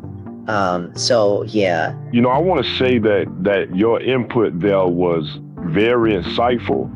And I think it is very important to include the intelligent perspectives of women that are educated on this sport. I know there are a lot of women out there that are connected to boxing that have similar views as us on these very important topics, because they can also see through the BS. So y'all's input will always be valued here because it helps put the pieces together. And especially you specifically, we know you've been involved in the business of boxing for a very long time, and it's definitely good to get your educated input on that. Oh, well, thank you. I love boxing. So yeah.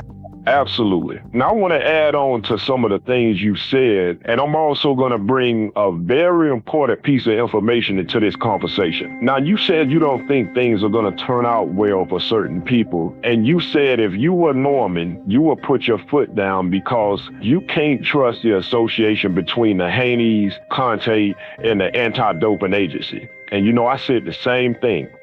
If it was me, there ain't no way in hell I would agree to go into their Man, I've been saying that, man. There's no fucking way, bro.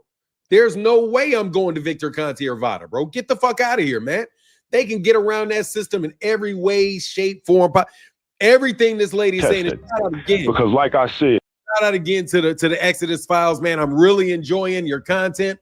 People ask me about it all the time, so I wanted to do a reaction to it. I saw Just Do did one yesterday, but I promised I was already going to do it. Like, I had already set that shit up where I knew I was going to do it. It just didn't download for some reason because I needed to I needed to do an upgrade to my computer. Give me 1 second though before we cut back into it.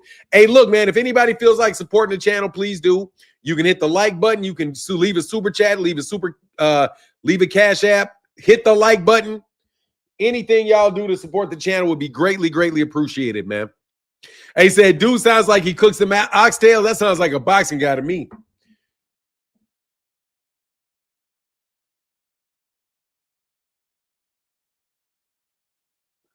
What?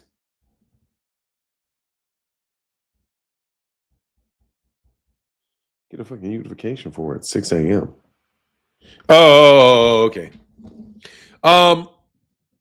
Anyway, let's go, man. This is very interesting. Me personally, I don't trust anything that comes from the Haneys side because we know things about them that goes back years and years. I mean, it is truly pathetic. Now, I'm going to briefly tell y'all something very important about the Haneys, Conte, and the business of boxing. A little inside information. I'm going to tell you what I saw happening. When Victor Conte got out of prison and started pushing his snack nutrition company, they recruit a big name from what I saw. Obviously, if you own a supplements company or a clothing brand, things like that, you're going to want a big name. So you had names out there, big names like Mayweather, Pacquiao, Canelo Alvarez, but they couldn't catch a big name because the big names were thinking, no, your name is hot. You were convicted for steroid distribution.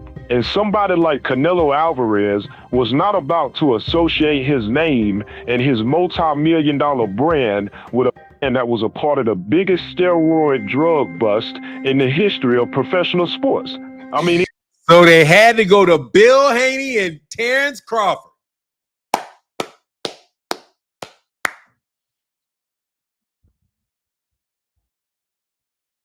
He just wasn't going to do that. None of the bigger names wanted any part of that. They didn't want to be attached to that. So then you saw Victor Conte coming out, throwing shots at Canelo and throwing underhanded accusations at Canelo. And then over the years, you see several fighters associated with Canelo pop positive. And honestly, I'm going to tell you something.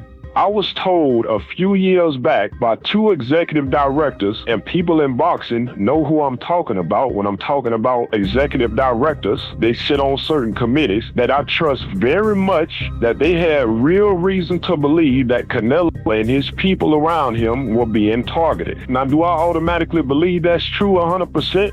No, but I damn sure wouldn't rule it out. And from the crazy things I've seen in this business, I'm going to tell you right now, I wouldn't rule anything out. And let me take a moment to be crystal clear because... Hell no! Hell no, you better not rule anything out when it comes to that nigga right there with that goddamn yellow Negro over there. That's the sneakiest scumbag-ass nigga I've ever seen in my life, bro. Bill Haney tried to move on me. Nigga, whack-ass nigga. Man, hold on, man. I got to stop for a second.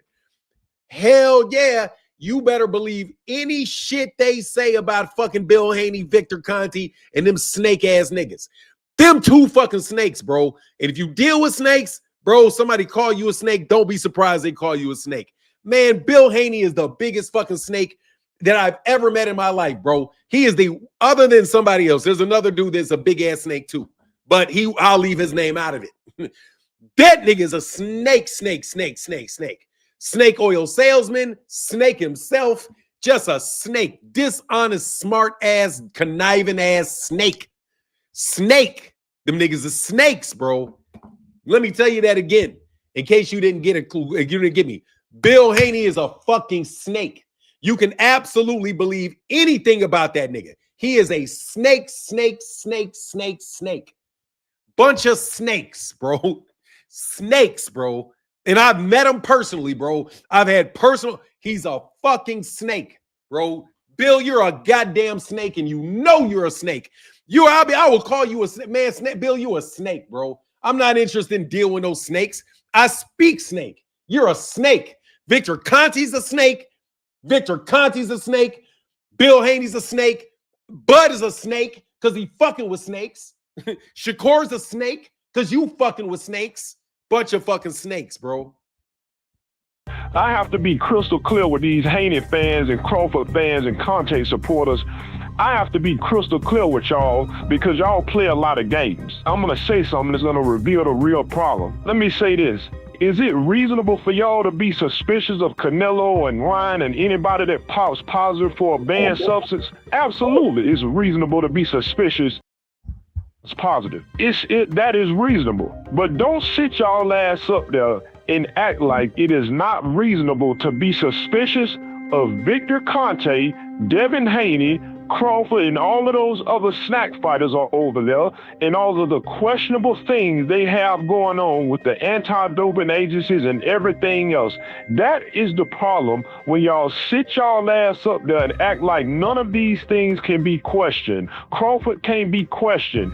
Devin Haney can't be questioned. Victor Conte can't be questioned. That's the problem when y'all act like there is not reason to be suspicious when these people's past is littered with suspicious things. So that's the problem when y'all sit y'all ass up there and act like nothing can be questioned. Ignore all of these things that are going on with the weight and all of these details that people are finding. Just ignore all of that. You can't even speak on it. And when y'all do that, and when Conte does that, when Devin Haney does that, Crawford does that, and they fans do that, that's why we're going to continue to come out here and drop these damn boulders on top of y'all here because y'all are full of it.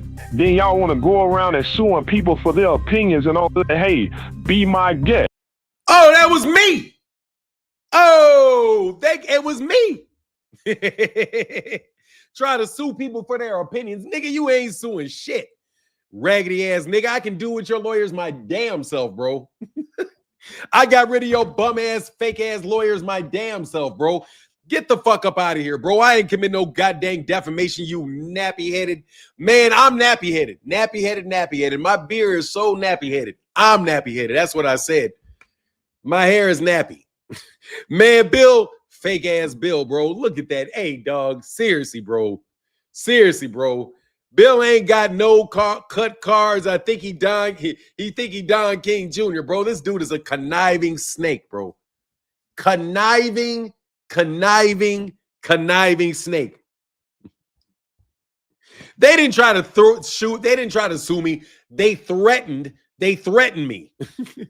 And their threat fell apart right away. Go ahead and open it up. Be my guest. Push the button.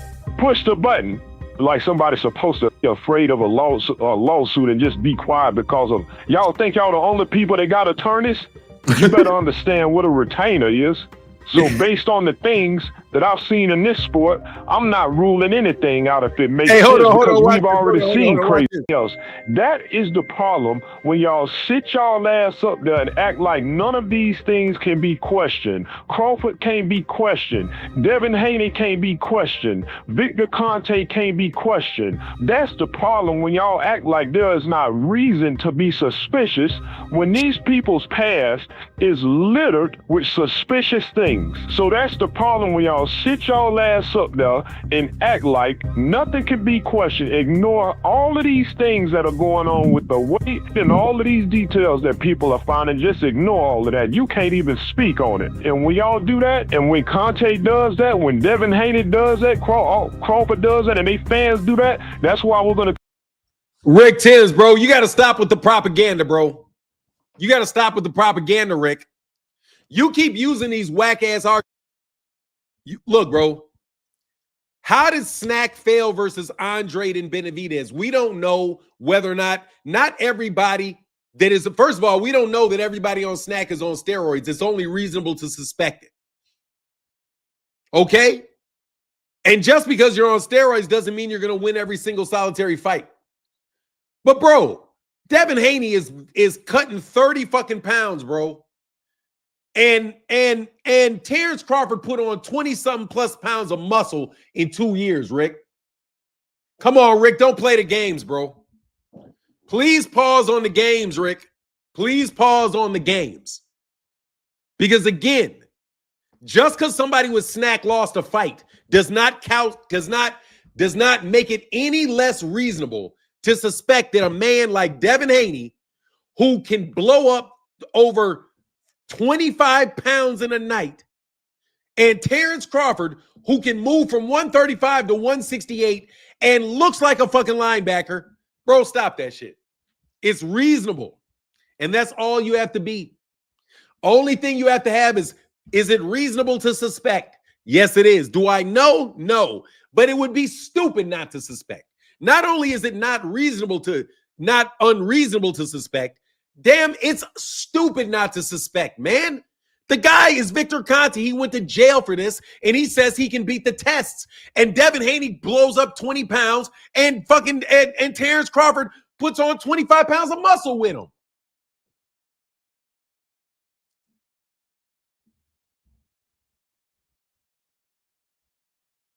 Yeah, Rick, but you're playing games, Rick.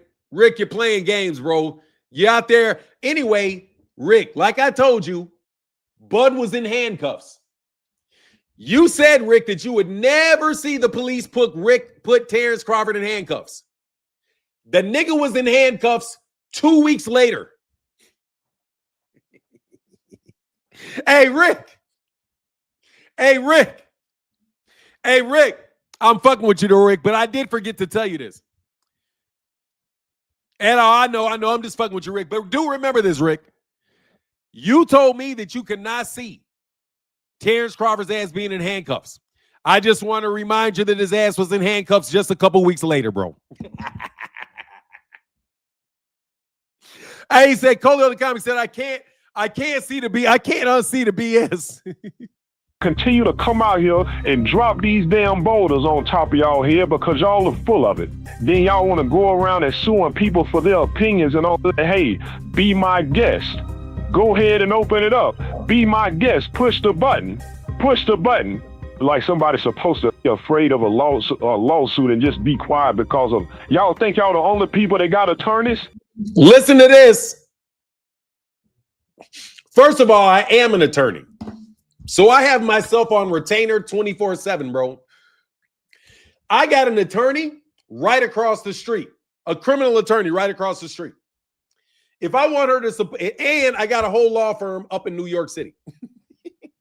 whole law firm full of lawyers, bro, I went to school with. They got like 35 of them up in there. Not difficult at all to get on the phone and say, hey, man, will you talk to this guy for me? Not difficult at all to do. So, no, you cannot bully people with your fake fucking lawsuits. And yes, these dumbasses, I concur with what this guy said because these guys sent a piece of paper to my house that was complete and utter bullshit. But if I didn't know what I was talking about and I didn't have access to attorneys, bro, I might have actually been nervous about the dumb shit you niggas tried. And then you put it all over the internet that I was sued. Lying asses. I should sue you niggas from defamation with your con job asses. You better understand what a retainer is. Bro, any black man can be detained unjustly. Rick, why do you keep trying that same tactic? You cannot brush away the fact that I told you that nigga would want. You said he would not be in handcuffs, bro. You couldn't see him being in handcuffs. They pulled his ass over, snatched his ass out of the car, stuck a gun in his face, put him in handcuffs. He knew who he was. They knew exactly who Bud was because he had just had a big ass parade, bro. I was right, bro. That's all I got. That's all it is. Oh, I can't. I will. Anyway, what is that, Rick? I can't go do that, man. Oh, being Victor Conte's not a good look. I know. I saw you saw it. I'm fucking with you, though. I need some comedic relief. I just want to. Based on the things that I've seen in this sport, I'm not ruling anything out if it makes sense because we've already seen crazy things because you are dealing with very suspicious. You said you do not see Terrence Crawford being arrested in handcuffs. Did anybody hear that other than me, or is that did I make that up? If you say you didn't hear that, you didn't say that, okay, you say, I'll take it because I know you're not a dishonest person. However, brother, I remember you saying that because you said, I don't see Terrence Crawford ever being arrested, going to court. You may not have said handcuffs, but you say you didn't see him getting arrested. If you get a gun put in your face in handcuffs, nigga, you've been arrested. That's what an arrest is. They arrested you. They stopped you. Then they let you go. But I don't know. I think that qualifies. But I'm sorry. I think that qualifies for the point, Rick, because you thought that Bud had some type of Bud will never face any type of legal consequences.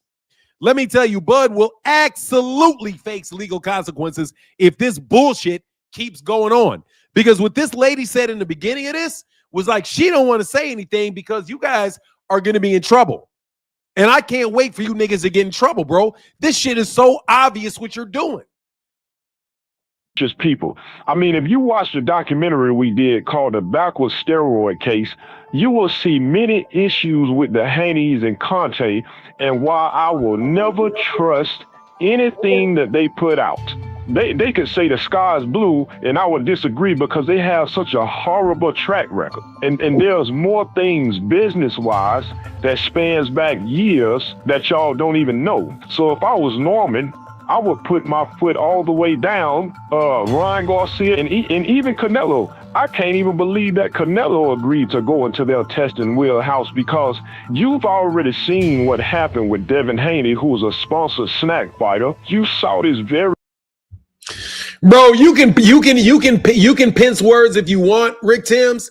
His ass got a gun put in his face. They knew damn well who he was. They put his ass in handcuffs and they got his ass. I'm sorry, bro. When you're detained, you're arrested. That's what an arrest is. It's a detainment. Arrest and detain means the same thing. Just because they didn't take him into custody doesn't mean he didn't get arrested.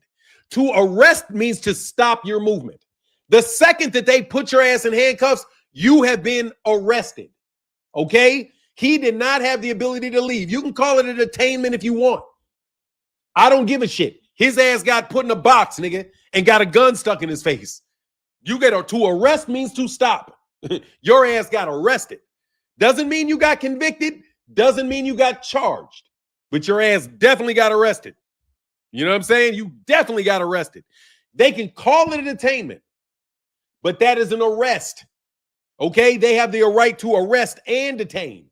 Actually, to arrest is to grab you. To detain is to put your ass in a cell.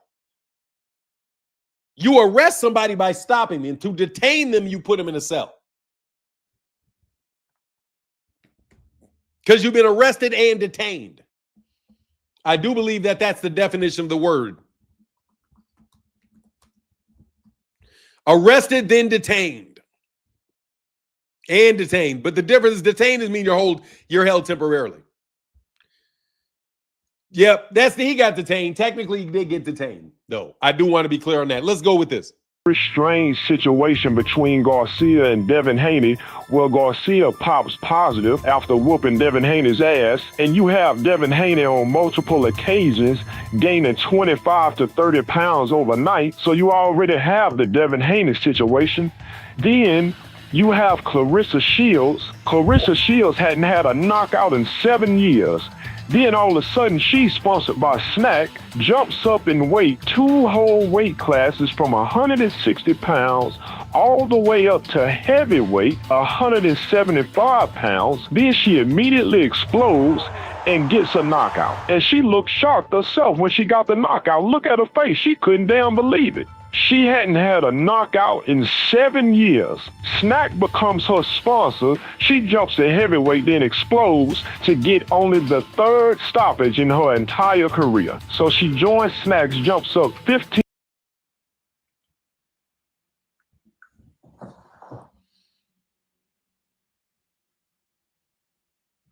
Is that why Clarissa Hall? Hey. You think that's why Terrence Crawford's always pissed off? And Clarissa Shields always pissed off and trying to fight somebody? You think that's why Terrence Crawford's always mad? You think that's why Clarissa, man, God dog, man, I didn't even realize that. Her first fight with Snack, she goes up 15 pounds and gets a knockout. 15 pounds, all of a sudden gets a stoppage.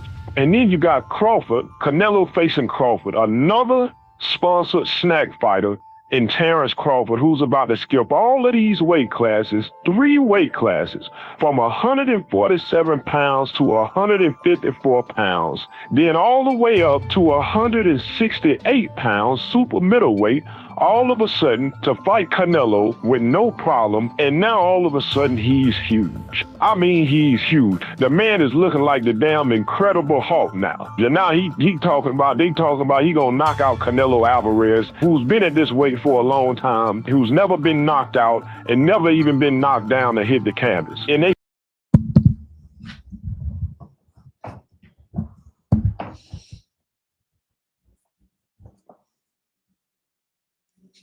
Hey, that ain't me saying it. That's him saying that shit.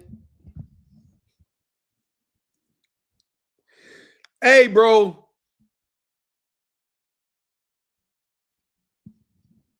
Y'all some wild boys, bro.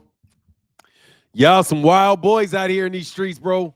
Saying that Crawford is going to move up and knock him out. So you have all of these examples. Devin Haney, Clarissa Shields, Terrence Crawford. And like I said in the backward steroid case, and I truly stand on this right here, you have these same people with Snack, Victor Conte.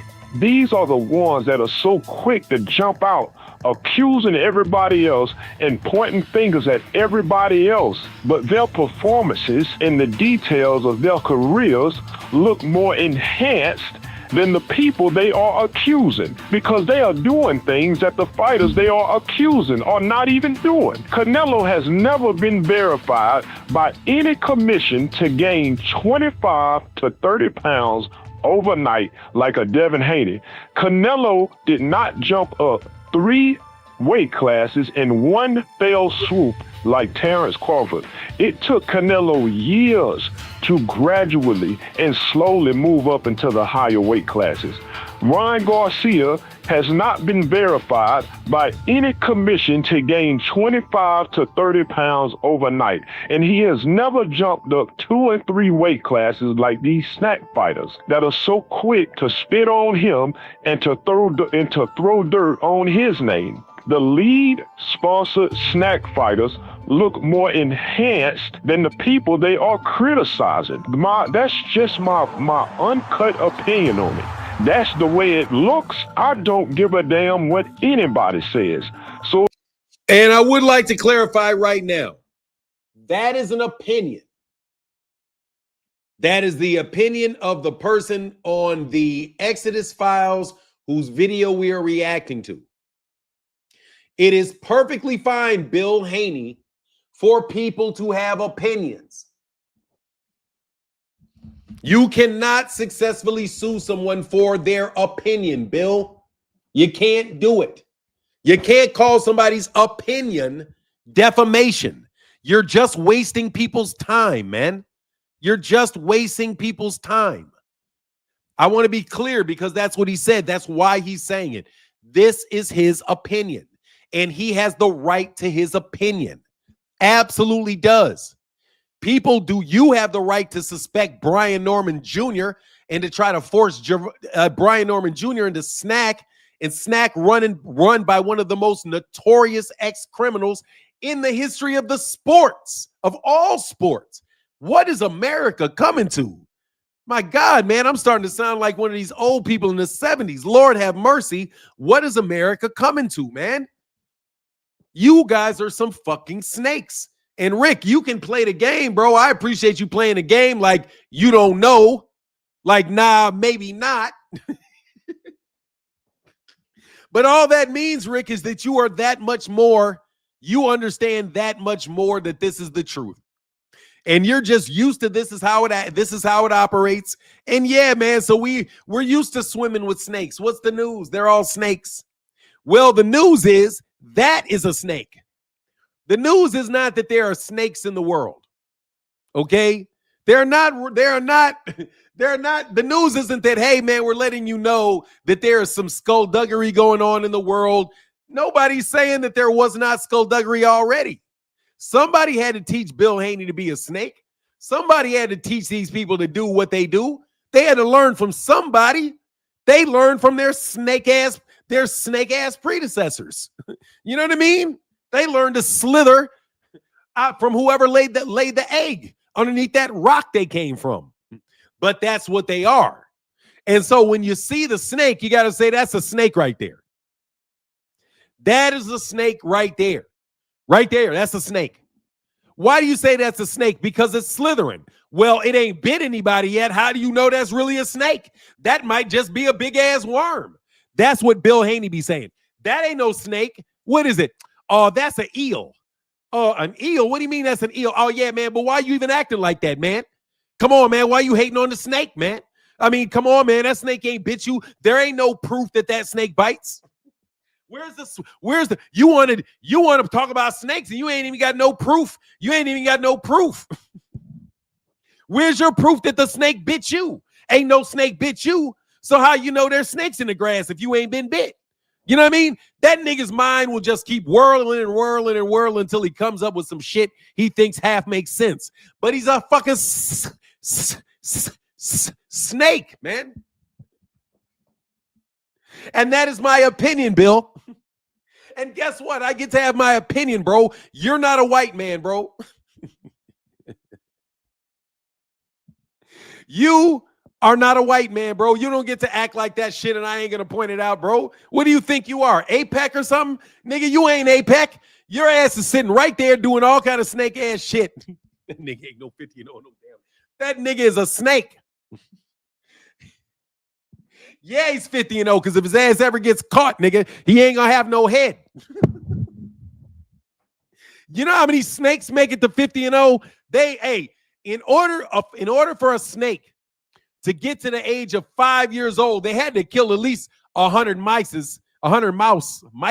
had to kill at least 100 mice, and they could have never taken a loss because you take a loss in the streets like that, you're a goner. Anyway, bro, let me get back to this reaction. I'm having such a fun doing this reaction. Because you know what, man? Y'all be reacting to my shit all the time, man. I got dudes with whole fucking channels do nothing but react to me and complain and cry about me. You no content having asses. You know what I'm saying? No content having asses. That's why you got to go to work for Bill, because you ain't got no goddamn content. Got nothing unique to say, bro.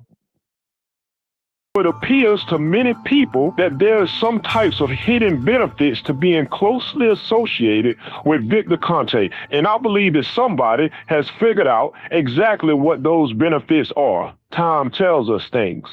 Time always tells us things. And back to what I was saying, Snack is a big name, but Victor Conte secure the top tier fighters, the big money fighters, the big name fighters. So they settle for the lower tier names like Devin Haney to kind of be the face of their brands. And obviously they were hoping that Devin Haney was the next Mayweather until Ryan Garcia knocked his ass into the third row. And I know somebody's going to cry, oh, I can't believe he said Crawford and Haney are lower tier fighters. They are. Let me get in there. Abso-fucking-lutely. When you're going for Canelo Alvarez, you can't get Canelo Alvarez. You can't get Oscar De La Hoya. You can't get Floyd Mayweather Jr. You can't get Errol Spence. Hell yeah. Devin Haney and Terrence Crawford, lower level fighters. Hell yeah. Hell yeah. And y'all trying to take over the world with him, man. Because Victor Conte. Can we say it? Can we say it? Mi familia, le cosa nostra. Yeah. Listen. Don't make me deep fry y'all. Don't make me deep fry Terrence Crawford and Devin Haney on them numbers, because I will deep fry y'all. Do not make me embarrass y'all in front of everybody. Just leave it alone. So like I was saying, Snack settle for these lower tier fighters as the face of their brand in terms of financials. And obviously Snack has a vested interest in pushing these guys up to the top. And that's what a real conflict of interest. All right, give me 1 second. Yeah, big conflict of interest. Let me back this up just a little second as I react to this incredible channel. Man, y'all need to go subscribe to the Exodus Files.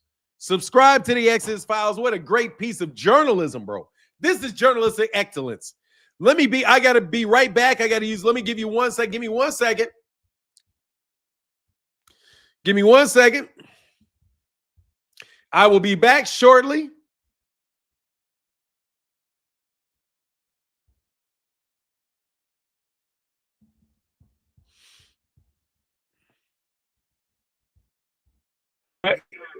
You got the last one right. That's the only person that can beat me. Gervonta Davis. That's the only person. Them niggas not touch me at all. They all been in the ring with me. They all been in the ring with me. They all been in the ring, and I cracked both of them. I cracked both. You got the last one right. Hit you with some random shit. I'll be right back. Right. That's the only person that can beat me. Gervonta Davis. That's the only person. Them niggas not touch me at all. They all been in the ring with me. They all been in the ring with me. They all been in the ring, and I cracked both of them. I cracked both of them. I feel you, but check this right there. But okay, so you telling me you cracked both of them, right? But I was also told that Devin got the best of you in the last sparring session. He didn't get no best of me. He didn't get no best of me. He did not get no best of me. He jumped right off the plane and sparred Devin. Right off the plane. No best of me. He didn't get no best of me. Let me tell you something, man. You can go on the internet. And you know I sparred him twice. I sparred him twice. Right. If Bill of their brands, and obviously they were hoping that Devin Haney was the next Mayweather until Ryan Garcia knocked. I just want to indict certain people for their part in this bullshit scam. Okay? Let me now take a second, bro. Rick. We ain't changing the subject, Rick. We will talk about what Tank does after this fight, after this. We got time, bro, for some investigative reporting, bro. No, Rick, we got some time to review what other people are saying about the sport of boxing, Rick. We got time. Because I don't want to say it myself because I got my own theories. There's this incredible channel called The Exodus Files that everybody should be subscribed to and everybody should watch because this dude knows what the hell he's talking about, and I'm loving it because he is telling the absolute truth. These are the most snake-ass, snaky niggas there are, bro. Man, they're snaky. Snaky. His ass into the third row, and I know somebody's gonna cry, oh, I can't believe he said Crawford and Haney are lower tier fighters. Listen, don't make me deep fry y'all. Don't make me deep fry Terrence Crawford and Devin Haney on them numbers because I will deep fry y'all. Do not make me embarrass y'all in front of everybody. Just leave it alone. So like I was saying, Snack settle for these lower tier fighters as the face of their brand in terms of financials, and obviously Snack has a vested interest in pushing these guys up to the top. And that's where the real conflict of interest comes in. And that's where this thing really starts to look tricky with the association with Vada and Victor Conte. And he's texting Margaret. I mean, they're cell phone buddies. I mean, what are we doing here? It just makes no sense. So a lot of people, in their eyes, joining Snack comes with a lot of negative perception and a lot of suspicion because of Victor Conte's past. And that's just the truth of the matter. Knowing this, the Haneys joined forces with Snack anyway, and in my opinion, to stave off the criticism that came with being associated with Conte, a convicted steroid supplier, the Haneys would go out accusing other fighters of cheating, and now they're literally going around trying to strong-arm fighters like Brian Norman, Ryan Garcia, and probably any other fighter that would be considered a real threat to them. They're trying to strong-arm them to sign up for VADA. The organization that your supplements provider, a former steroid supplier, helped establish. The Haneys are very suspicious in their conflicts, very suspicious when it comes to what's going on with them and Brian Norman, very suspicious in... This is Yes, you say you seen the Exodus files did on Victor Conte. Got to check it. Yeah. I got that coming up because people have been asking me to watch the Exodus files, and I wanted to do reactions. So I'm going to do reactions to 3 Exodus files today because I want y'all never to ask me if I've seen these again. This is the first time that I've seen them. I have to tell y'all, man, y'all need to go check out the Exodus files. Anybody that subscribes, bro, let me tell you something, bro. Let me give me 1 second, man, before I get back into this. Okay. The YouTube channels are involved in this shit too. All this skullduggery that these guys think may be taking place with Victor Conte, these YouTube channels are involved with Victor Conte and Bill Haney and these guys as well. Definitely Bill Devin. They even shook hands. One guy even was under duress, shook hands with Terrence Crawford. What do you think about Hitchens wanting the Norman Haney winner? I don't care. He said, Rick Cooking, is that his name? Rick? Whoever the guy delivering this is, he's cooking.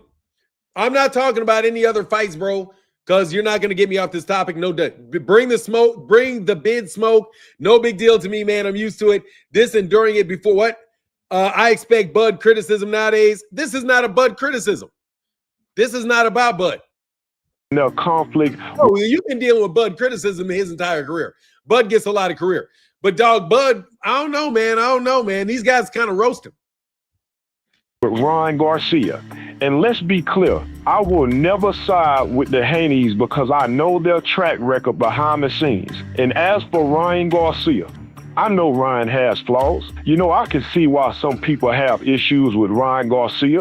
You know, he can be unhinged at times and sabotage himself at times. But honestly, this is how I look at it. Ryan Garcia is in my good graces because, in my view, he did boxing a service by knocking Devin Haney on his ass. Because Ryan Garcia accomplished 2 things in his conflict with Devin Haney when he beat him from pillar to post at the Barclays Center.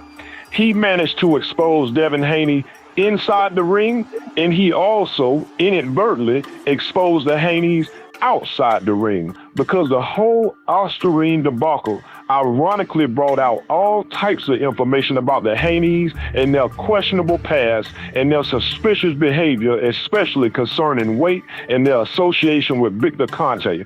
A lot more people became aware.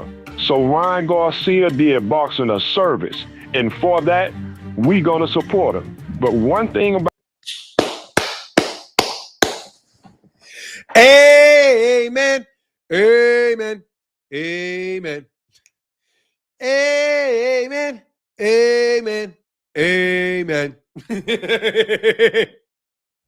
Ryan Garcia is that sometimes he will sabotage himself. Nicole, thank you so much for the $2 holler. And I did a video today, and I wanted to say thank you. And I did say thank you for your super thanks in the video the other day. Thank you, Nicole Matthews. Thank you for supporting the channel, bro. We shadow banned, man. Everybody in boxing shadow banned, bro. Y'all shadow banned the whole fucking sport, bro, with all that bullshit y'all be pulling, bro. Y'all think y'all was gonna fly to heaven while you dig in the mud? Doesn't work. And let the Haneys win their narrative battle. And this is the type of thing that pisses me off about Ryan Garcia sometimes. Thought I was dead, huh? He thought I was dead, huh? Hey, man, that dude is so right about that. No, because Ryan is great for boxing because he has the fighting style and he got the natural charisma to match. But Ryan sometimes will sabotage himself, and he sometimes lets people get over on him outside the ring. Ryan got to understand these people are not your friends. The Haneys are not your friend. You cannot trust anything. You cannot be friendly with these guys. You cannot, you need to be watching the water you drink. You need to be watching everything. You need to be watching everything because I don't trust anything. Nothing. And that's one difference between Gervonta and Ryan. Gervonta don't trust a damn thing. Somebody like Haney, You can't call Gervonta and apologize because he don't want to hear that shit. With Ryan, you could call him and apologize, and Ryan might be like, you know what, don't worry about it, dog. Don't worry about it. Ryan got to tighten up because you cannot trust these people. But the Haneys and hey, bro, let me tell you for sure. Dog, I know behind the scenes with them damn Haneys, bro. Them false flagging ass, phony baloney ass niggas. Hell yeah, bro. You can, dog, they are such fucking snakes, bro. Rick Timms is my favorite dude I'm talking to today. Rick, if nothing else, bro, Snack made Debbie sue. Damn you, Victor. Look, bro, Devin is a fucking snake, bro. Devin a snake. His little brother a snake. Bill a snake. Bill's mama, daddy, they all snakes. They have to be snakes. You can't act like that and not come straight up from the snakes, bro. Salute to my boy, Fanon. Hope all is well with you and the family. Prayers are with you all. Thank you so much, man. My dad is doing better today. You know, I think my dad, for me, you know, my dad is day to day, bro. It's day to day. But yesterday was a good day. So, you know what I mean? We take the breaks. We take the good days. We take the good days. We take the good days. I got one more after this.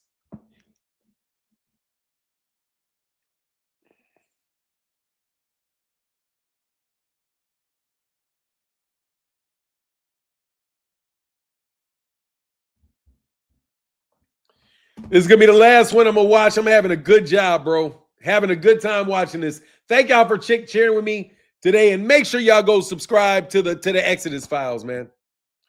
Oh, we got some tank hate coming on. Hey, you know, at this point, Big Dog Willie, do you know at this point that you're a tank hater? He said, did a Tank a Maniac make this documentary hating? Bro, I don't think Tank was in this video at all, man. I don't know what Tank got to do with this. I don't know, man, but it's a hellified documentary. Let me tell you, let's get back. Drug testing stuff with Victor Conte, I don't trust anything about it. And I have to make a clear distinction here because a lot of people are trying to make comparisons that don't even make any sense. I need everybody to pay attention. There ain't nothing wrong with advocating for clean boxing. Nothing. If fighters want to request testing for their fights, I see nothing wrong with that. The problem with the Haneys is this very thing I'm about to say right here. They are in a very suspicious position.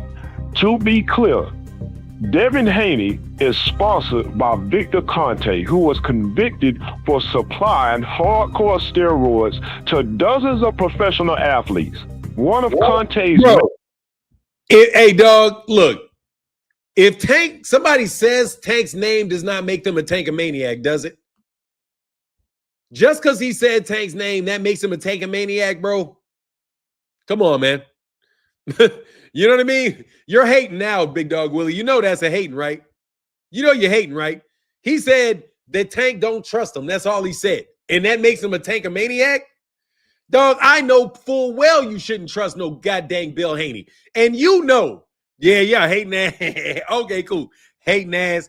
All right, as long as you know you a hating ass nigga, that's okay. As long as you know you hating, Big Dog Willie, I'm all right with you. You my guy. Let's go. Main bragging points was that he knew how to make the steroids undetectable. This same former steroid supplier is also caught on tape talking like he is the CEO of VADA as he was helping put the anti-doping agency together back in 2010. So, and it's called VADA, and VADA, V-A-D-A, stands for Voluntary Anti-Doping Agency. We've been working on this since September of last year. And we hope to implement in the near future. Conte is also on camera admitting that he knows how to beat the VADA testing system. Is it possible to circumvent? Yeah, it is. You know, but the same people that know how to circumvent, like myself, the same ones that know how to catch. VADA is the same agency that the Haneys are trying to strong arm people like Brian Norman into testing with. This situation is completely unique to the Haneys. And to clarify even further, this situation between the Haneys and the Normans is disgusting. Just to simplify what happened, I'm going to simplify this for you.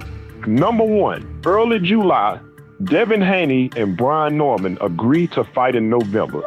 Number two, Haney and Norman agreed to 8 weeks of VADA testing.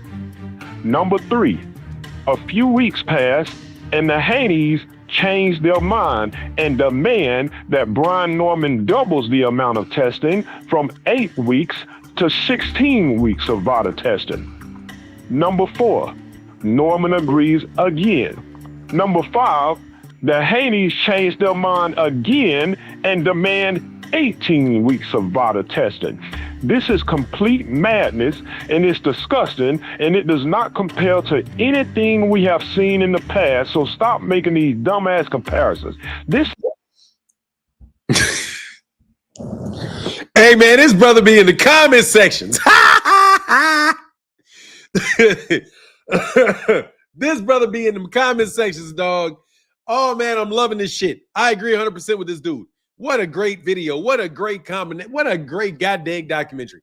What how inspiring. How inspiring. How inspiring. This shit's inspiring to me. This is the type of work that the Haneys participate in. And like I say, y'all don't know it, but this type of behavior has been seen from the Haneys behind the scenes for years. Your supplements provider that sponsors you and has a vested interest in your success is a former steroid supplier that admitted that he knows how to beat the test of the drug testing agency you are trying to force your opponents to submit to. This is complete madness. This is a complete conflict of interest. There has never been anything like this. And for the foolish Haney fans that are supporting this type of madness. Bro, Leroy, oh, you call the Leroy? Hey, Leroy Martin? Hell yeah, Leroy doing his goddamn thing. Leroy Martin, you call him Leroy or you call him Leroy Martin? Leroy Martin? Hey man, Leroy Martin doing that shit.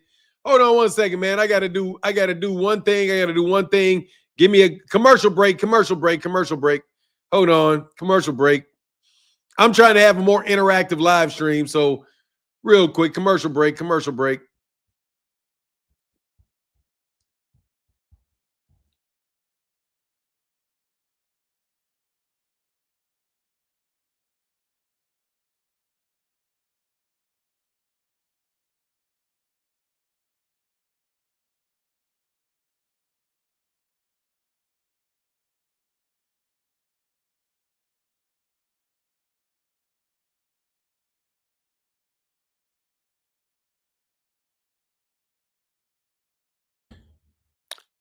Hello? Oh, I'm sorry. I'm saying hello like shit, like I'm on the phone. All right, let's get back into it. Let's get back into my favorite people.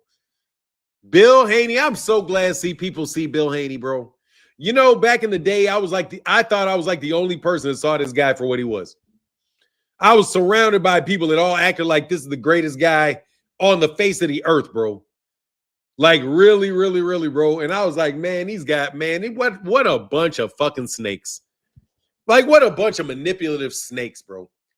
Only thing good for me is that they're powerless manipulative snakes that are not fucking very smart. And these niggas are going to, I'm not saying necessarily him, but somebody going to jail, bro, because these dudes be breaking the fuck out of some laws, bro. I should drop an anvil right on top of your head right now about the Haneys. But like I said, I'm trying to leave these guys just a little bit of dignity because I don't even want to be out here doing this. I'm grounded and I'm rooted in my view on the Haneys because my view on the Haneys is strictly based on their behavior pertaining to the business of boxing and the negative effects that they've had on this sport. I don't give a damn about who they are personally. My perspective on the Haneys does not change because I done put their ass in the category they're in after careful consideration and years of repeated behavior in this business. So you won't see me switching sides and changing position because they've shown me time and time again exactly who they are. And that's exactly why I told you many times, I don't believe anything that come out of a Haney mouth. Not a Bill Haney, not a Devin Haney, not a Sean Haney, not a Aunt Haney, not a Uncle Haney, not no damn Haney. Then after all this chaos they done created all these years, they want to parade around and throwing lawsuits at people and suing people for their opinion, suing people for this, suing people for that. I tell you what, and to mess around and sue the wrong people, it's going to be the wrong move. Tell time it'll be a bad move. That's a bad move. I don't believe a word they say. And just so you know, it ain't. I love that I gave this for 9. You're not the only one that's seen. A lot of people saw that and I'm like, my God, man, bro. I know, no, don't get me wrong. There are a lot of people that saw it, bro. There are a lot of people that God, dog, yeah. Man, Auntie Haney, man, I'm just telling you, man, them motherfuckers, when this guy is describing this shit, trust you me, bro. Trust you me, man. We've already talked about the shit behind the scenes that he talking about. You know what I'm saying? All that, man, all that paying off people and all that, man, these motherfuckers is these niggas want to be Scarface.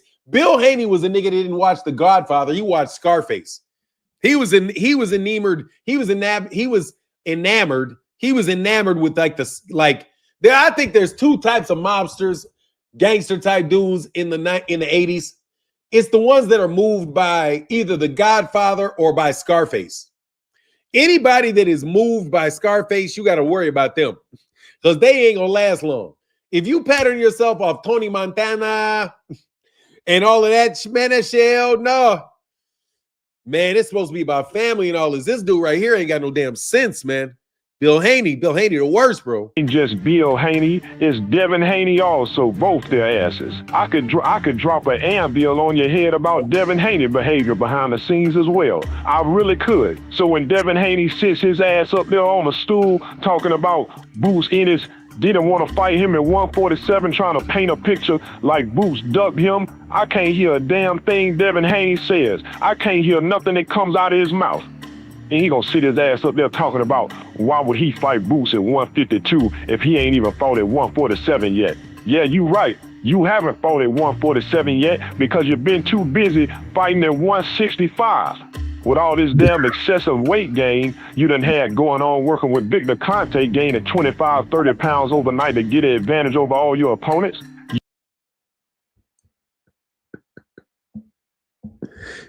And Haneys says, I can't hear nothing that comes out of his mouth. And he gonna sit his ass up there talking about why would he fight Bruce at 152 if he ain't even fought at 147 yet. Yeah, you right. You haven't fought at 147 yet because you've been too busy fighting at 165. With all this damn excessive weight gain you done had going on.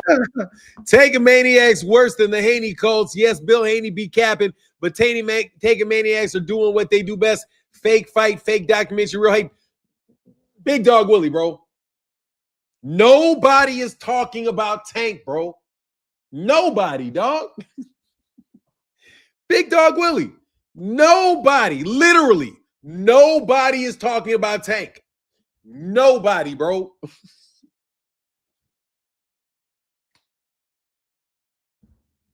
Hey, man, Big Dog Willie. Nobody is talking about Gervonta Davis.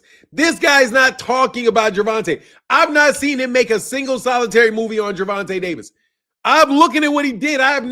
He mentioned Gervonta Davis one time, bro.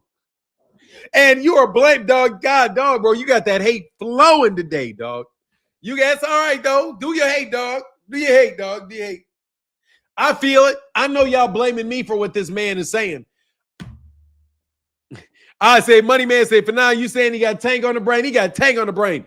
Tank's name ain't in the chat. Tank's name ain't in the title. Tank been mentioned one time in the last 2 hours. And, man, you on Tank. Yeah.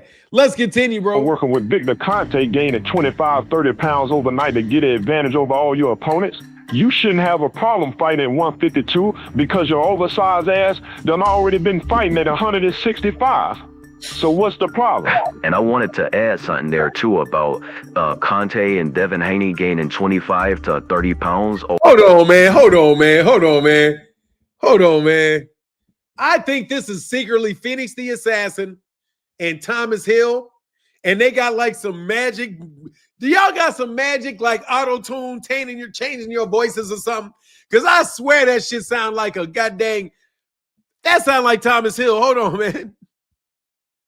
And I wanted to add something there too about Conte and Devin Haney gaining 25 to 30 pounds overnight, because a lot of people they're going around saying that it's normal in boxing to gain that much weight, but that's just more misinformation. It's not normal in boxing to gain 25 to 30 pounds overnight because, for example, in 2022, California hosted six times more boxing events than Nevada. You know, they were hosting a lot of events, pro and amateur events, and you're talking dozens and dozens of fighters. Out of that entire year, and after hosting dozens and dozens of fighters, only 10 boxers even came close to rehydrating 25 to 30 pounds. And this is according to the California State Athletic Commission themselves. So that narrative is completely false. So yeah, that's all I wanted to add there. You can go ahead and close us out from there if you want. Yeah, I'm gonna go. Only 10 boxers. In 2022, California hosted six times more boxing events than Nevada. You know, they were hosting a lot of events, pro and amateur events, and you're talking dozens and dozens of fighters. Out of that entire year, and after hosting dozens and dozens of fighters, only 10 boxers even came close to rehydrating 25 to 30 pounds. And this is according to the California State Athletic Commission themselves. So that narrative is completely false. So yeah, that's all I wanted to add there. You can go ahead and close us out from there if you want. Yeah, I'm gonna go ahead and close us out. And I'm glad you mentioned that. And see, this is the type of nonsense that I'm talking about. You know, the Haney fans going around spreading misinformation like it's normal in boxing to gain 25 to 30 pounds overnight in boxing. And we ain't saying it don't happen, but it ain't normal. Devin Haney has been verified on more than one occasion to gain excessive amounts of weight. Playing all these weight games trying to get an advantage. Then when Ryan Garcia knocks your damn jawbone sideways, you want to cry and complain about 3 measly ass pounds that you got paid for and you said didn't even matter out of your own mouth. Crying about 3 pounds when you've been rehydrating 25 pounds, having an advantage on all these smaller opponents. Stop playing. And that's exactly why I said Ryan Garcia knocked the snack out of his ass, because that's probably why we saw Devin Haney had stains all on his ass when Ryan Garcia.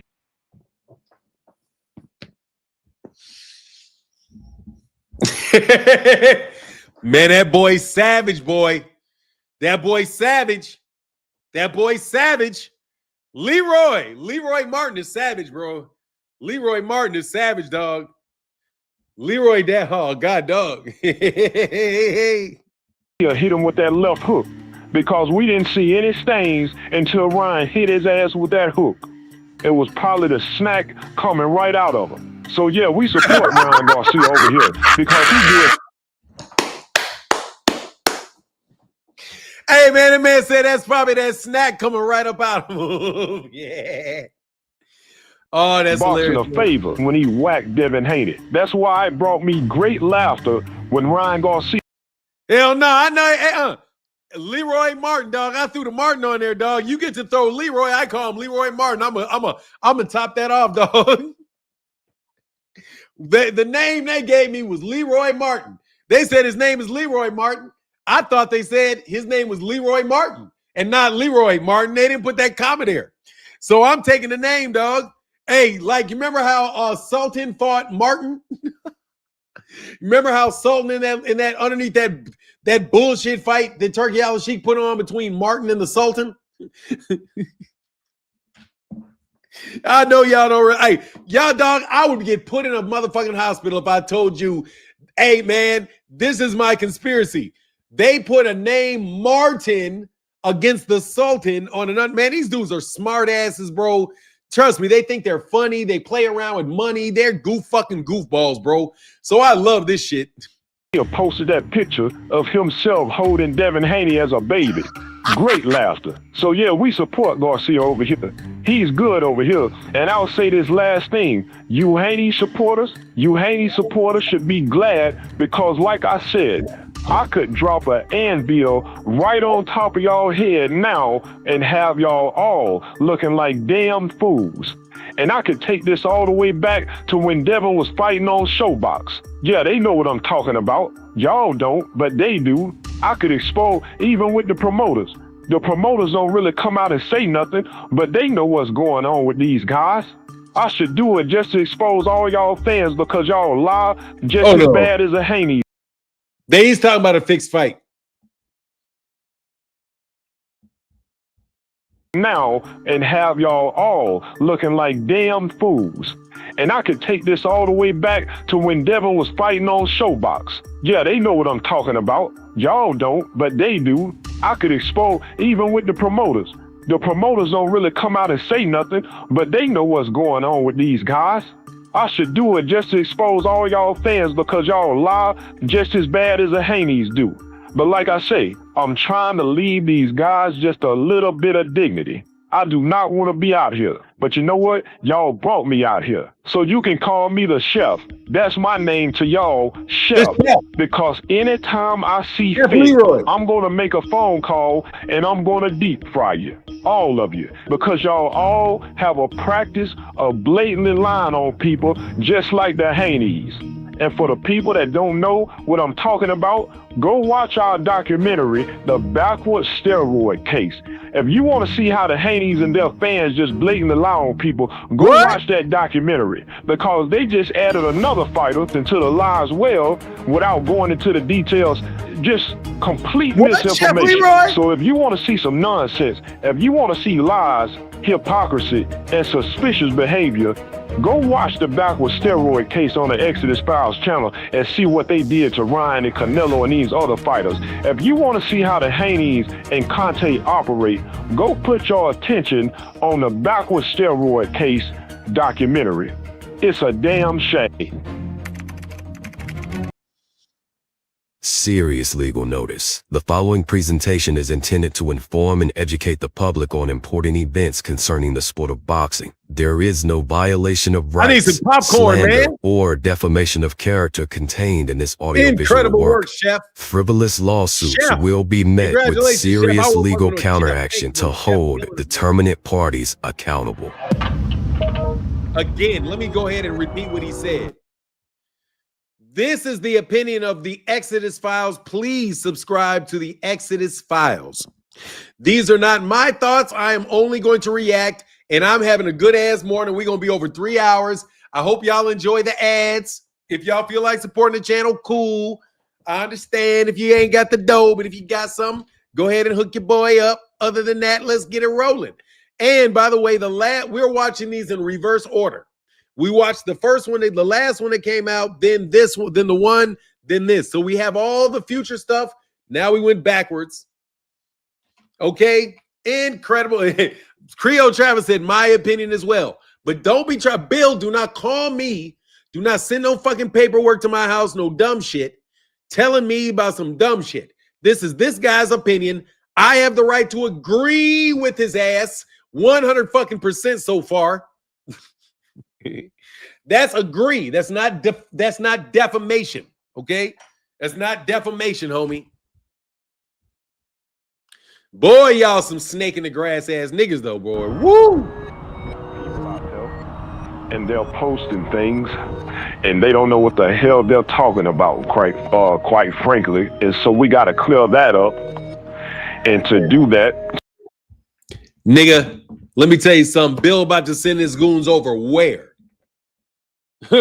Bill about to send some goons where? Nigga, please send your goddamn goons.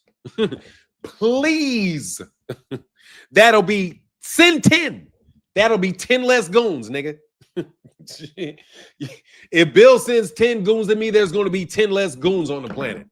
Okay, Bill, tough guy. Anyway, Man, Justin Jones with the $1 holler. Thank you so much. And Kimmy Sue with the $10 holler. We working for it today. Buck Phil.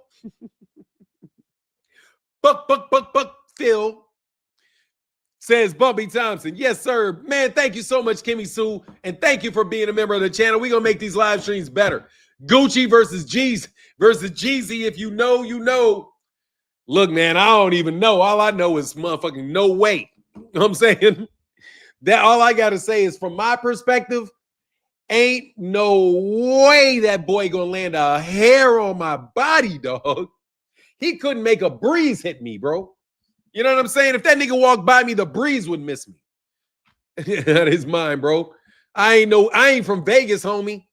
Let me put it this way, nigga. I ain't from Vegas. I ain't from Vegas. Tonight, we're going to talk about Canelo Alvarez, and we're going to talk about Ryan Garcia. And we're also going to talk about these Haneys. Now, the reason why I called tonight is because this needs to get put out there along with the other call that we did earlier this month after the fight. This really needs to get put out there. It really does. This is going to be a strong position against the Haneys and their fan base. We're going to expose the serious hypocrisy and the major flaws they've made in recent weeks. I'm going to show you why we now have a backwards steroid case. I've been involved in this boxing business for a very long time, and I said it before, and I'll say it again. These Haneys and their fans are the worst that I've seen in this sport. Y'all don't even know the types of things that goes on behind the scenes with these guys. Oh, I do. I know the things that go on behind the scenes with these guys. I absolutely do. 100%. Absolutely positively knows what goes on behind the scenes with these guys. And let me say, for the sake of keeping it, you know what I'm saying, keeping it where it is, they are goddamn snakes in my personal opinion. Bill, I once again gave my personal opinion. That's my personal opinion, is that you're a snake. Okay, you some snakiest niggas I've ever met in my life. So when he says this, I have to tell you, when he says this, I have to say, look, man, I have you hear the passion in his voice? Do you hear the passion in his voice? You know why? In order for somebody to be so passionate about boxing, the stuff behind the scenes has to be really, really bad. You know what I mean? Think about it. You wonder, like, why do people get so mad about boxing? Because of people like this. Because people that are in a hurry to be the biggest snakes in the sport. They're some of the worst human beings I've ever met. Hey, you got to watch out for Bill's brick hand, man. Bill too short. That nigga too short. Nigga, look, Bill is so much smaller than me, bro. I saw Bill. I was in the same room as Bill. I didn't talk to Bill. I went in and I said, what's up? To one person, I walked the fuck out. Bill is so fucking little.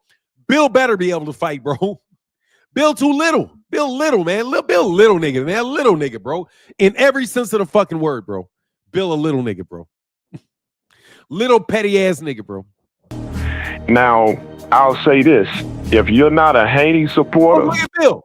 Look at Bill. Look at Devin. Yeah, but Devin's like 5'8". He about what? What's that make him, about 5'9"? What's this dude, about 5'6", 5'5"? Nigga, I'm 6'2".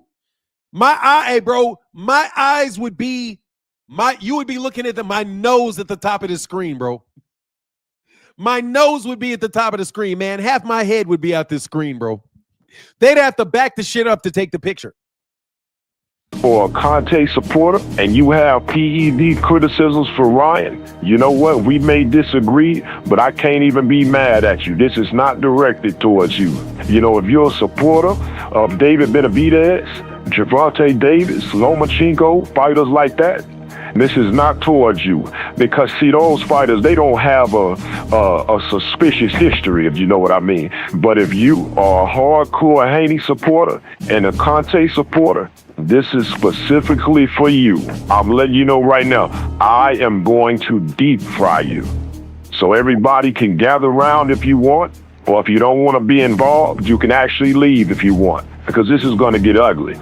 If you want to see where we're going, and if you want to go where we're going right now, lock in right here, because we got problems. You know, we got problems. Now we're going to look at a few things. We're going to look at Eddie Reynoso, and we're going to look at Victor Conte. Eddie Reynoso, Canelo Alvarez's trainer. Also, Jaime Munguia's trainer. Also has been Ryan Garcia's trainer. Why? Hold on one second. Well,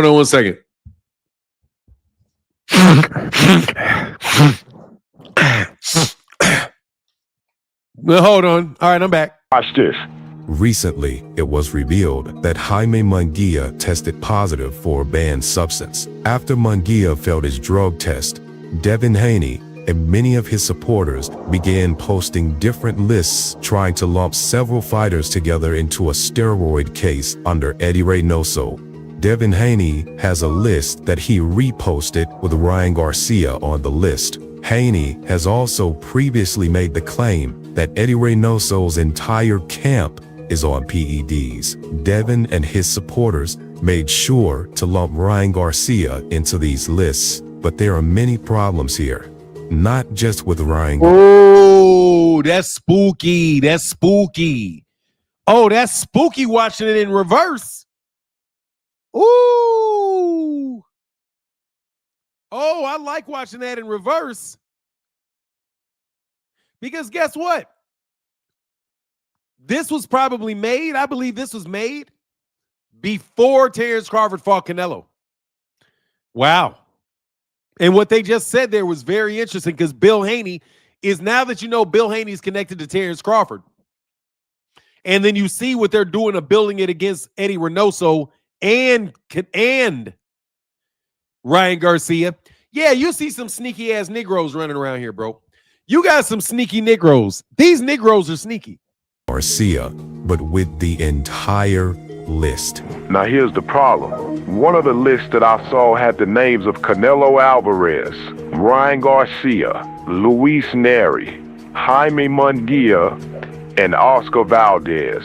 The caption said that all of these fighters tested positive with Eddie Reynoso. Anybody that works with Reynoso is dirty. So you're trying to use this list, this compilation, as additional evidence to say that all of those fighters are dirty. You're saying that the Eddie Reynoso list further validates the claim that those fighters are dirty, because there are so many of them, right? You're using it to elevate the perception of guilt on these fighters. Serious mistake here. And I'm going to show you, this is why. Now, Big Dog Willie, I think that it is obvious that that Chef is not a Gervonta Davis guy. Because the fact of the matter is, bro, he right here is defending a narrative that Kamal Oz used to represent a lot. This is Kamal who would refer, this is Kamal's argument, where Kamal would call Eddie Cartel Reynoso. But I wouldn't be surprised if Bill Haney and Devin Haney didn't steal that argument from Kamal Oz and use it for their own good. But he is refuting Kamal Oz's argument about it being Eddie Cartel Reynoso. Well, or he calls him Eddie Cartel Reynoso. Shout out to the cartels, though. Much love to you, brother. No problems with the cartels out there. You can't really trust anything that the Haneys put out. There's almost always something else behind the information that they put out. Now let's work on this. Example 1, Luis Neri. Luis Neri has no business on this Eddie Reynoso list. Neri has no business on the list because he tested positive back in 2017. Neri didn't join Eddie Reynoso until 2019. You're talking about a test that happened 2 years before he met Reynoso. So his test has nothing to do with Eddie Reynoso. So strike him off. Strike him off the list. That's just like Ryan Garcia. Ryan Garcia has no business on this Eddie Reynoso list. Ryan wasn't even working with Eddie Reynoso when he tested positive. He was working with Derrick James. Ryan left Reynoso all the way back in 2021, and he didn't test positive until 2024. This is 3 years after he left Reynoso, and y'all got him on a list trying to lump him in on a steroid case on the Eddie Reynoso. But the fact is, Ryan left Reynoso, and then 3 years later, his test came up. So Ryan's test had nothing to do with Eddie Reynoso. Strike him off. Get Ryan off of there. Get him off the list, and we ain't even done. Yeah, I'm starting to think that this voice is like AI. You think this voice is AI? Because it's got that little sound to it, that little faint metallic sound to it. Haven't even covered everything. You got even more problems with the list. And this is why. You got to take these things on a case-by-case basis. Ryan has a very strange and a very questionable case with his PED test. And his case needs to be taken very seriously, and it needs to be evaluated by itself, because there's a lot that people still don't know about it. Matter of fact, before we move on to Canelo, let's take a quick look at it. Nah, there's definitely AI over the voice. No, there's definitely something over the voice. It may be a person, but there's something over the top of that voice. Maybe it's just the way that they did their audio, but there's definitely something. Hey, bro. There's definitely something over his voice, though. But yeah, I don't doubt that this is a real person. I'm just thinking like, man, it just sounds like there's something over his voice. But it may be that backtrack, that wah, wah, wah, wah, wah, wah, that's going on. You know what I mean? You say you can hear the mic when he says certain syllables. Okay. Victor Conte, who was the biggest distributor of undetectable steroids the sports world has ever seen, was said to give undetectable steroids to multiple athletes, including boxers. He was convicted for conspiracy to distribute steroids. Now, after doing time, Conte partners with the Haneys and puts Devin Haney on his steroid-free supplement called Snack. Then it's discovered that Devin Haney figured out how to gain massive amounts of weight in less than 24 hours. Suddenly, that's an AI voice.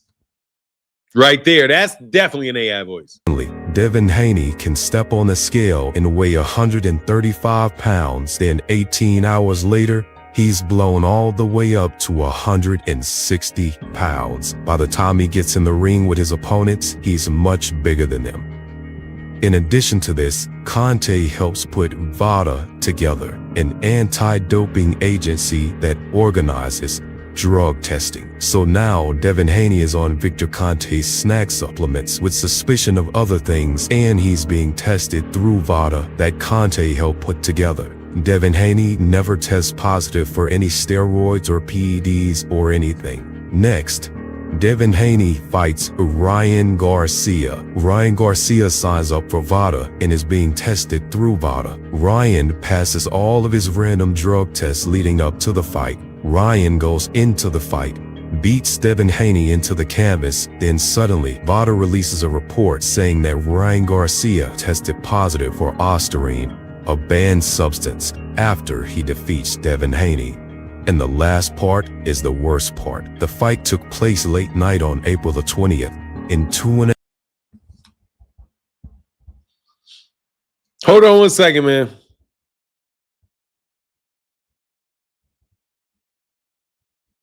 That's all right. The music is 2.5 days later, not even 3 days, 2.5 days later, Devin Haney's little brother posts a video on his social media saying that Ryan Garcia was gonna test positive for a drug test. As I was on the prayer mat today, and Allah was just telling me he's gonna test positive for his drug test, test positive for his drug test, he's gonna test positive for his drug test. Yeah.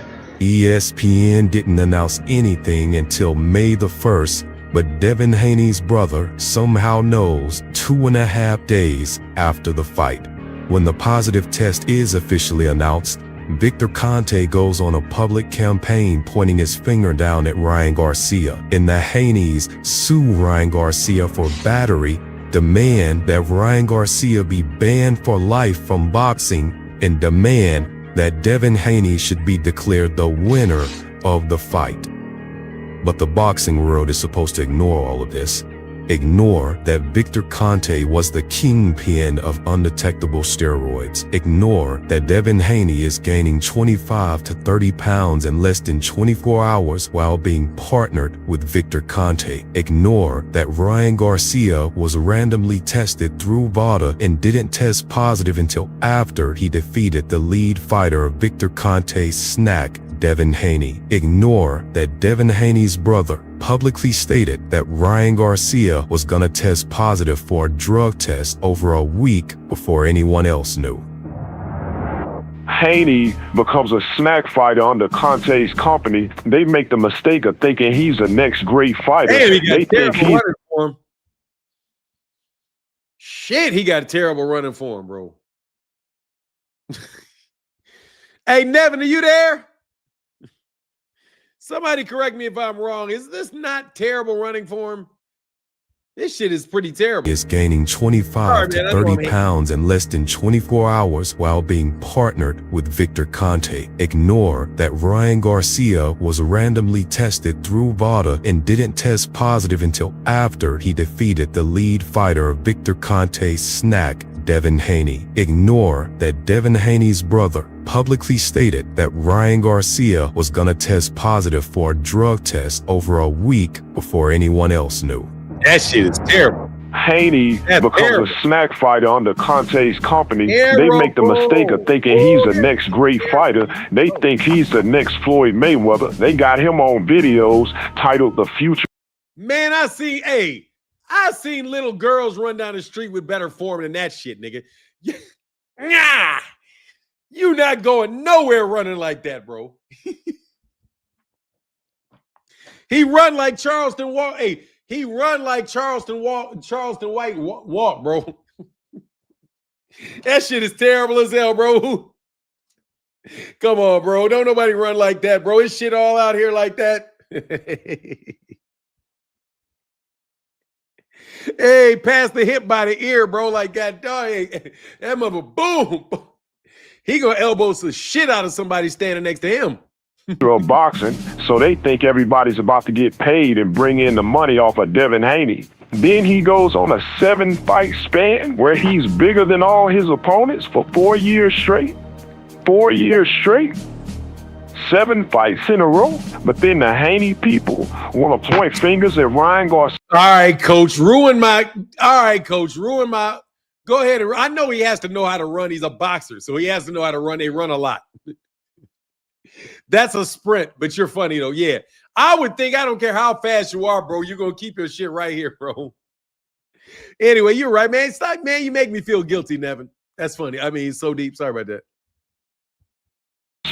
And post lists trying to connect him to a trainer that he left 3-4 years ago. Then you got Bill Haney. He gets caught up in his own stories. In this clip, Bill Haney gets trapped by his own words. The discussion was about the small amounts of ostarine that were supposedly found in Ryan Garcia's system. Bill makes a strong statement. You're right. No need for the overkill. You're right, Nev. Hey, ain't no need for the overkill, bro. Ain't no need for the overkill. You're fair enough. All right. Look, he was just tired, man. It was all right. I know he's an athlete, man. I'm joking. He fights for a living. He can move. You know what I mean? You're right. You know, you see, even though he deserves it, yeah. Hey, Rick Tim he says VADA never releases the amounts that fighters test positive for. VADA has never released an amount that is in someone's system. They just don't. But Bill didn't realize that Victor Conte already knew the amounts that Ryan tested positive for, and Conte had already put the exact amounts out to the public. No, I'm saying what you said was that VADA doesn't give no dosage or limits. Victor Conte knows the dosage. He says 60 times the allowable limit was found. How does he know the dosage?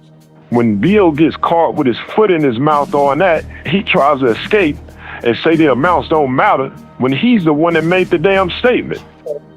So the amount of dosage makes no difference to me because that's not the point that I look for. That's the point that you guys are talking about. See, all this shit is strange. Very, very strange. And that's why Ryan don't even got to explain nothing. He should just sit back, connect with God, and work on his craft. Because y'all are going to find some things out. Amount of dosage amount makes no difference to me because that's not the point that I look for. That's the point that you guys are talking about. See, all this shit is strange. Very, very strange. And that's why Ryan don't even got to explain nothing. He should just sit back, connect with God, and work on his craft. Because y'all are going to find some things out. There's a lot of foolishness that comes with the Haneys. And all of the people that's been supporting them through their nonsense over the years, they don't want to call it out. They want to point fingers at all these other fighters. They want to do that. All of those people are going to look like fools. Watch what I tell you. They're going to look like fools. But let's keep moving. You got problems.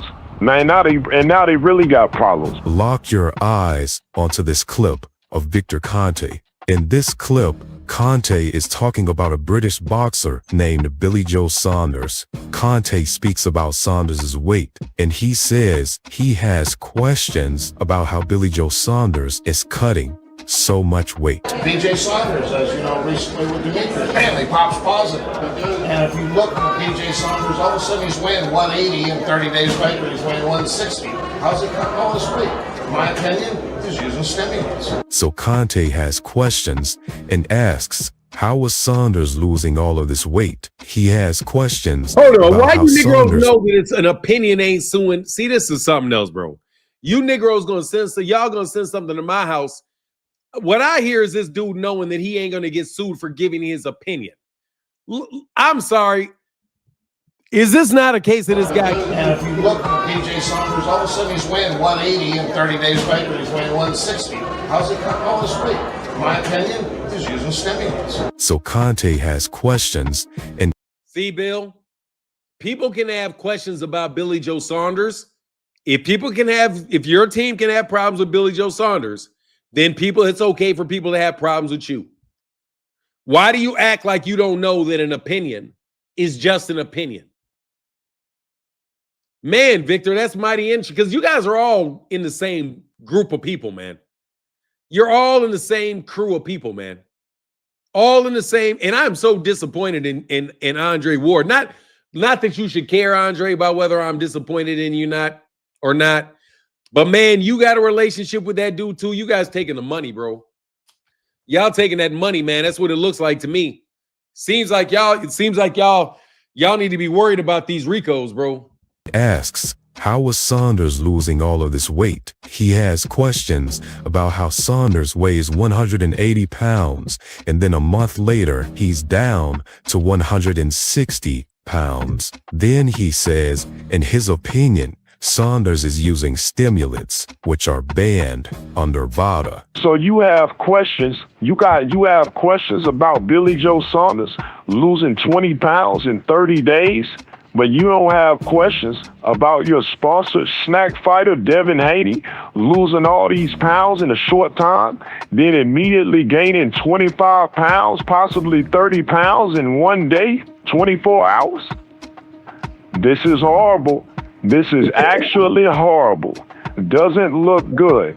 And this is why I said the people that are hypocrites, the people that are throwing dirt onto Ryan Garcia for all of this PED stuff, they're in a bad position. Let's look at one more logical comparison between Conte and Reynoso so we can draw a conclusion. According to the logic of many of the Haney followers, they said these 5 fighters tested positive under Eddie Reynoso. Therefore, every fighter that works with Eddie Reynoso is dirty. This way of thinking actually suggests that many other fighters are also on PEDs. This would include Eddie Reynoso fighters that never even tested positive. So that would mean that even the Reynoso fighters that haven't tested positive are dirty as well, based on your logic. And if that's the case, Using your logic, Victor Conte has a whole grocery list of over 20 athletes that failed drug tests from actual PEDs that he gave them. It's not even speculation. With Reynoso, it's speculation. With Conte, it's fact. He admittedly gave PEDs to all of them in his Balco scandal. So using your logic, that would mean that all of the athletes that have ever worked with Victor Conte, whether they tested positive or not, all of those athletes working in the Conte stable right now, all of the sponsored snack fighters are damn near for sure dirty because Conte has over 20 athletes that we know he supplied with hardcore PEDs. With your logic, all of his fighters would have to be dirty. That would include. Yeah, my observation right now is that people are sick of shit arguing with these damn fake ass bots that Devin Haney and these dudes put up. They're fucking terrible, bro. Devin Haney, Terrence Crawford, all of them. The reason why I'm doing this is because these are the dumb things that Haneys and their supporters do. And these are the problems that they create pushing out these stupid things. See, when you use your logic, you create a lot of problems in the sport of boxing. These are the type of dumb things they've been doing for years. You all look incompetent right now. And I could really fry you on this topic. But let's keep moving. Let's go ahead and finish. Canelo Alvarez. Now let's move to Canelo on Reynoso's list. Canelo Alvarez was included on the PED list by Devin Haney and his followers, but Alvarez was also included in another accusatory post. The additional post had a split image on it. At the top, it had Canelo Alvarez and Ryan Garcia. At the bottom, it had Devin Haney, Victor Conte, Terrence Crawford, Shakur Stevenson, and Mikey Garcia. The picture had the term PEDs labeled across the top of Canelo and Ryan Garcia, and it had the words hard work labeled across the bottom. But the Haney supporters, the Conte supporters, they got a problem. Your list got a problem with Canelo on it, because since the Haney people trust Victor Conte so much, then guess what? We're going to trust him again here. Let's see what Victor Conte wanted from Canelo after he found out that Canelo failed a drug test. Clenbuterol, the issue is it's easy to get exposure through eating contaminated meat, and especially in Mexico.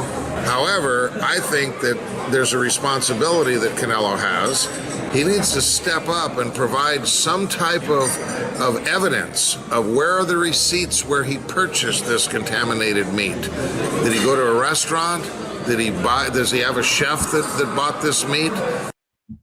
That's why I think this nigga's a fed. That's why I think this dude is a snitch, bro. He sound like one. Let's go to that particular slaughterhouse where the meat came from.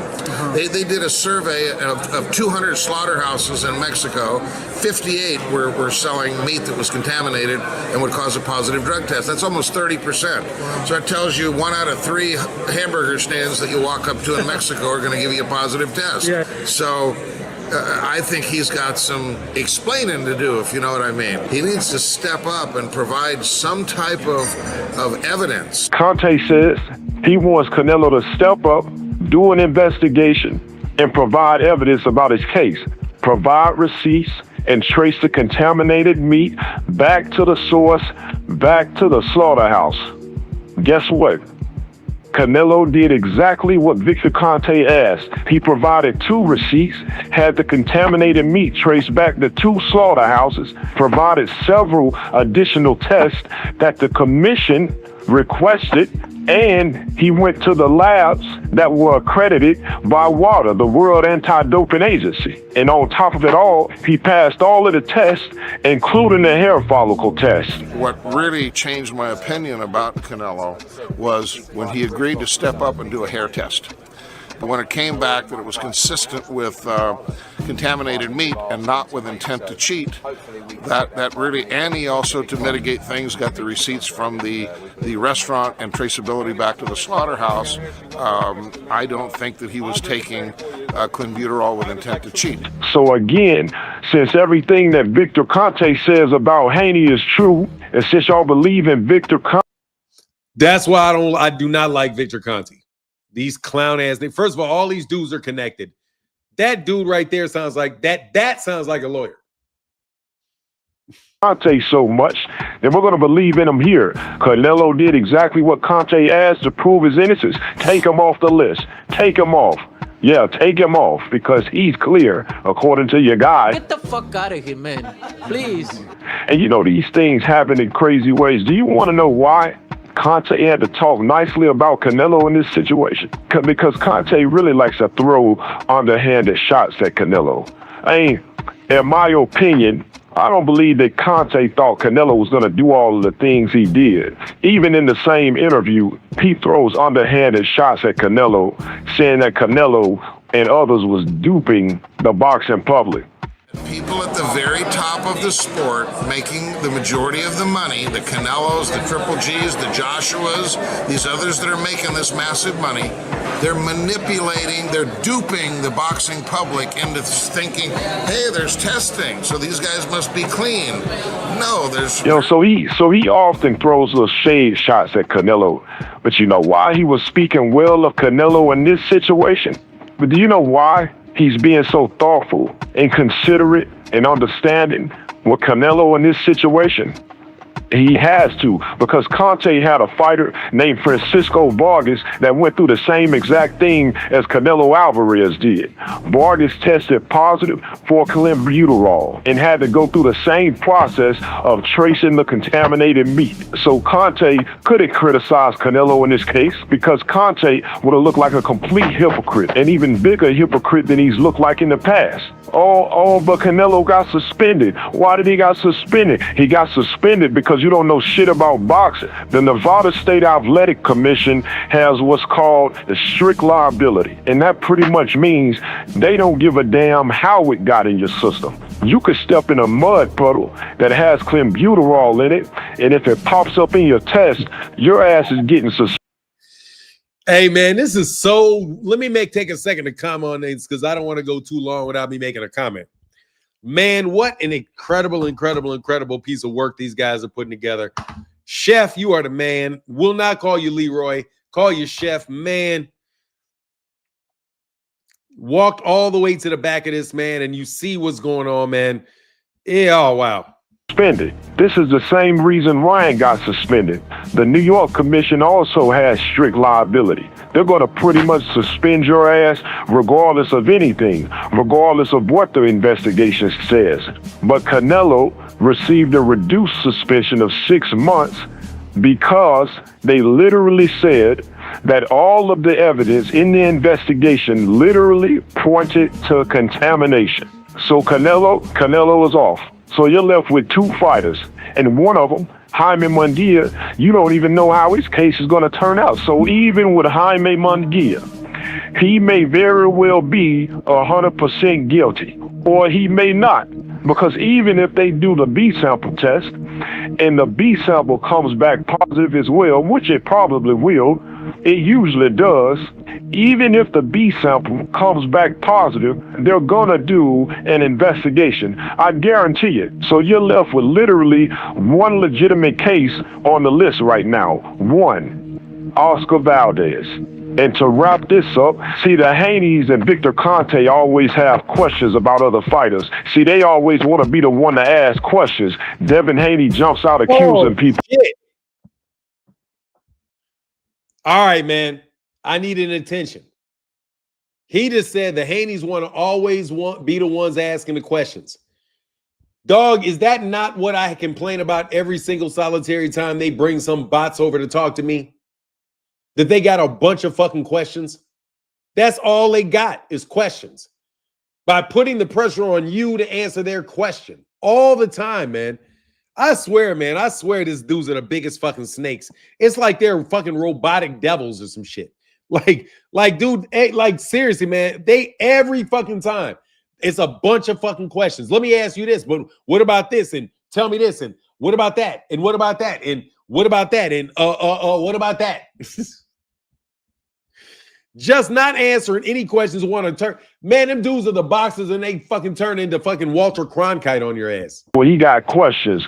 Bill Haney got all kinds of questions about Ryan Garcia. Conte got questions about BJ Saunders, questions about Ryan Garcia, questions about Canelo and all these other fighters. But they never answer the questions on Devin Haney. Like, how is he cutting all this weight so fast and gaining 25 pounds in 18 hours? How is he gaining all that weight so fast with no IV, but still got full stamina through a 12-round fight? Why is he telling so many opponents they're too small? Why did his little brother say that Ryan Garcia was going to test positive for a drug test 2.5 days after the fight with Devin Haney? How did he know this information over a week before anybody else in the media found out? Why was Devin Haney so big sitting on that ESPN seat 10 days after the fight?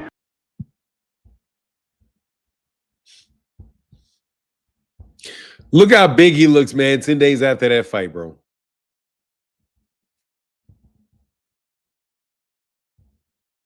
Wow. Man, what an incredible production so far.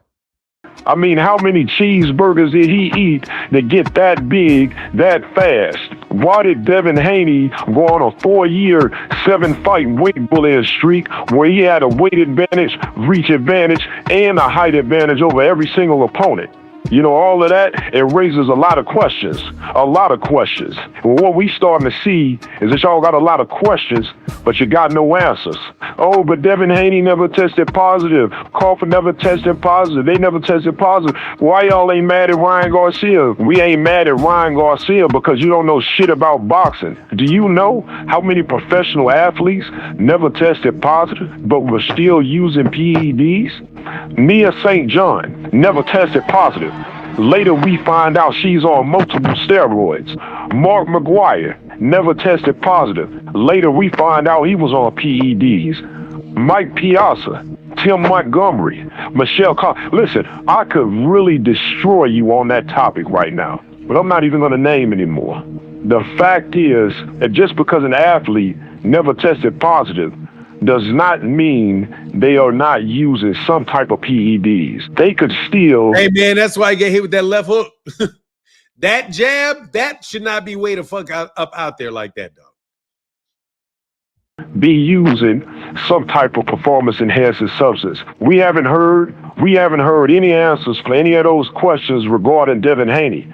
And see, this is why I say that Haney and Conte supporters are fried. You're all fried. You are in no position to accuse anybody of anything because of the suspicious history of the people you support and the flawed list you tried to use to build a case against these fighters. All of the Haney people that's pushing these lists look incompetent right now. You all look miserable because you... How do you even do that shit?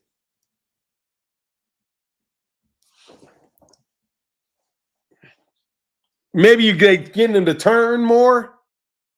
I don't get that, man. I don't even know how your body does that shit. You done put out this boneheaded list without knowing what you're talking about. You blew it. You got one fighter on the list that tested positive 2 years before he met Reynoso, and you got another fighter on the list that tested positive 3 years after he left Reynoso. You got the next fighter on the list that was essentially cleared by the former steroid supplier that you all support. And you got another fighter on the list that hasn't even played out yet. You said you had 5 fighters. For the people that play spades, if this was spades, you down to 1 in a possible. Yeah. The people that play spades know what I'm talking about. You got 1 in a possible. You sitting your ass up here holding 1 in... That is some Southern shit right there, bro. So you down to 1 in a possible, man. What is that? Damn, he got 1 in a possible. That's 1 in a possible right there, bro. That hand right there is definitely 1 in a possible. You get the 5 cut on the 6, and maybe if you lucky, you'll get that 8. Maybe if you lucky, you'll get that ace. 1 in a possible, though. That's 1 in a possible, bro. That's because you cut that 6. You'll cut the king or the ace of... You'll cut that club, but, dog, that spade gonna get cut right... That heart gonna get cut right away, dog. I just want to let you know that is exactly what that hand is. This is what you call one in a possible, bro. You must be Negro. If you don't play spades, you will not see that is actually one in a possible. The one is the six is that five of spades. The possible is that ace of hearts. That's one in a possible. The rest, none of that other shit's flying, bro. Man, I need to play some spades, bro. That shit is fun. No, possible in your hands talking about you want to be at 6 books. Oh, but Julio, it's 2 in the possible, 2 in the possible. Oh, what about Julio? Damn, Julio, it don't matter. You still don't got 6 books. You don't got them. Just sit. What I'm saying is you're going backwards. And the drug case that y'all trying to build is backwards. Because in all honesty, despite that Ryan Garcia tested positive, in my opinion, the suspicious history of Devin Haney, Bill Haney, Victor Conte, and all of the questionable things they got going on over there with doping agencies, weight, matchmaking, the snot-nosed brother, actually looks worse than the Ryan Garcia stuff. So the Haneys, Conte, and their fans, they built a backwards case. It's a backwards drug case. That right there, the editor right there. Why the going on over there with doping agencies, weight, matchmaking, the snot-nosed brother. Dog, how they gonna be like the snot-nosed brother? He be like,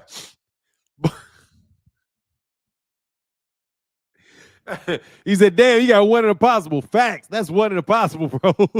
Actually looks worse than the Ryan Garcia stuff. So the Haneys, Conte, and their fans, they built a backwards case.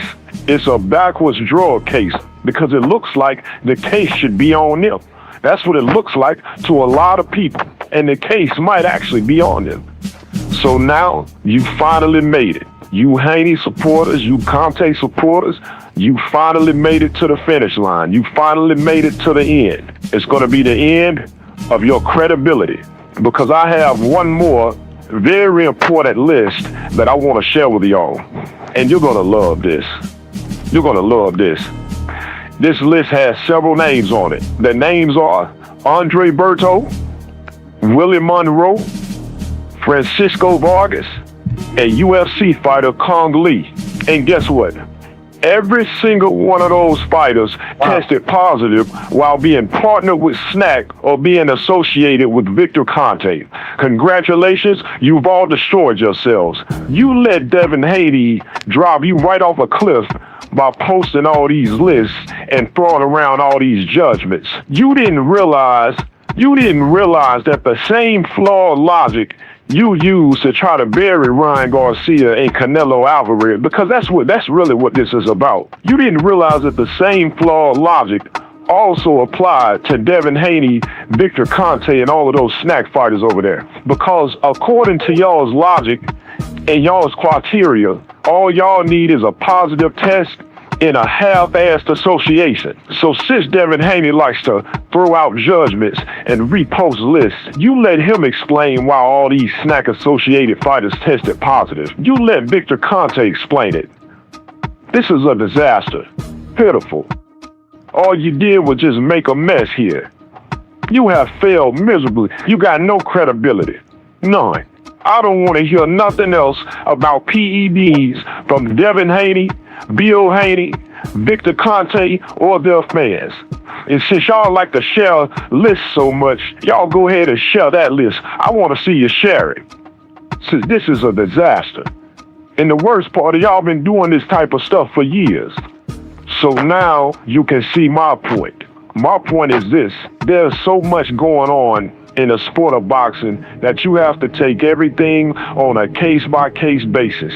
Just so you can understand where I'm coming from, is it reasonable to be a little suspicious of Reynoso? Yes. Absolutely. But not if you support a clan that is as questionable as the Haney clan along with Victor Conte. You may as well not say nothing. You may as well keep your mouth closed. See, we were trying to not get into this, but y'all talk so much. You do dumb things. So everything about Reynoso I understand the suspicion, but you can't just go around piling fighters onto the man's list with situations that had nothing to do with him. You are doubling, or maybe more, the amount of fighters that should be considered as evidence tied to him or his gym. Really more than doubling, because we don't know what's going to happen with the last fighter. None of you will want that done to you, and none of you will want that done to your favorite fighters. If Devin Haney tested positive, the Haney people will want the grace of God. They will want all types of understanding and wait until it plays out. And all it is. I want to hear this shit. You all are hypocrites. And see, the Haney people, I know them. They going to try to turn it into a race thing. Oh, he's taking up for the Mexican fighters, and I'm not even Mexican. I'm the same color as the ones that's going to make it about race. Imagine that. I don't even view life in this foolish way. I view every race the same. Every person gets a clean slate with me. I judge every person by their own slate. I've met great people from all races and walks. Great Hispanic people, great white people, great Jewish people, great black people, great Filipino people, great Italians, all types of great people from different races and walks of the world, you know? But I support boxing. There are Mexican fighters I support, black fighters I support, white fighters I support. I respect the real fighters of all races if they real. Everybody gets a clean slate with me. I don't view everything through a racial lens, because you end up coming to the wrong damn conclusions when you think like that. This ain't a race thing, and we haven't even really gotten into it. We haven't even really gotten into the Haney behind the scenes stuff, because you don't even know I could just fry you right now. I could really just deep fry you right now. But you know what? Stay tuned. Stay tuned. Excellent, excellent. We're going to stay tuned because we watched 3 of them before, brother. What an incredible show, man. I had such a fun time, man. Wow, I feel so much better educated on the facts. What a terrific argument for 3 different shows. Man, I can just say, wow, what a wonder. I really feel good, man. That was a lot of fun. I hope you guys enjoyed the show. Please put a 1 in the chat if you enjoyed the show. Put a like on the like button if you enjoyed the show. Yeah, man, I've been telling you guys for a long time about these guys, man. And I'm really happy to see that there are people that understand it, but we need to see more people need to see that stuff. So please excuse me for spending so much time on your content, sir, but I wanted to make sure that everybody saw it, everybody had a chance, because people ask about it every day. Did you see it? Did you see it? Did you see it? So now we saw it. Looking forward to the next one, and it's going to be good, man. Anyway, much love. Thanks. Oh, man, that's good. We got some ones in the chat, ones in the chat. And it's been a lot of fun, man. Hey, man, thank you, Zacharias B. Thank you so much. Yeah, we're going to try to be more informational, try to do a better job, man. Less argue and less stuff, but we keep working, man. We try to get better every day. Damn, I can't wait till Haney gets his ass whooped the next fight. Hey, man, it's going to be fun. That is some old crazy shit going on in the sport of boxing. But anyway, with that, I'm out. Deuces.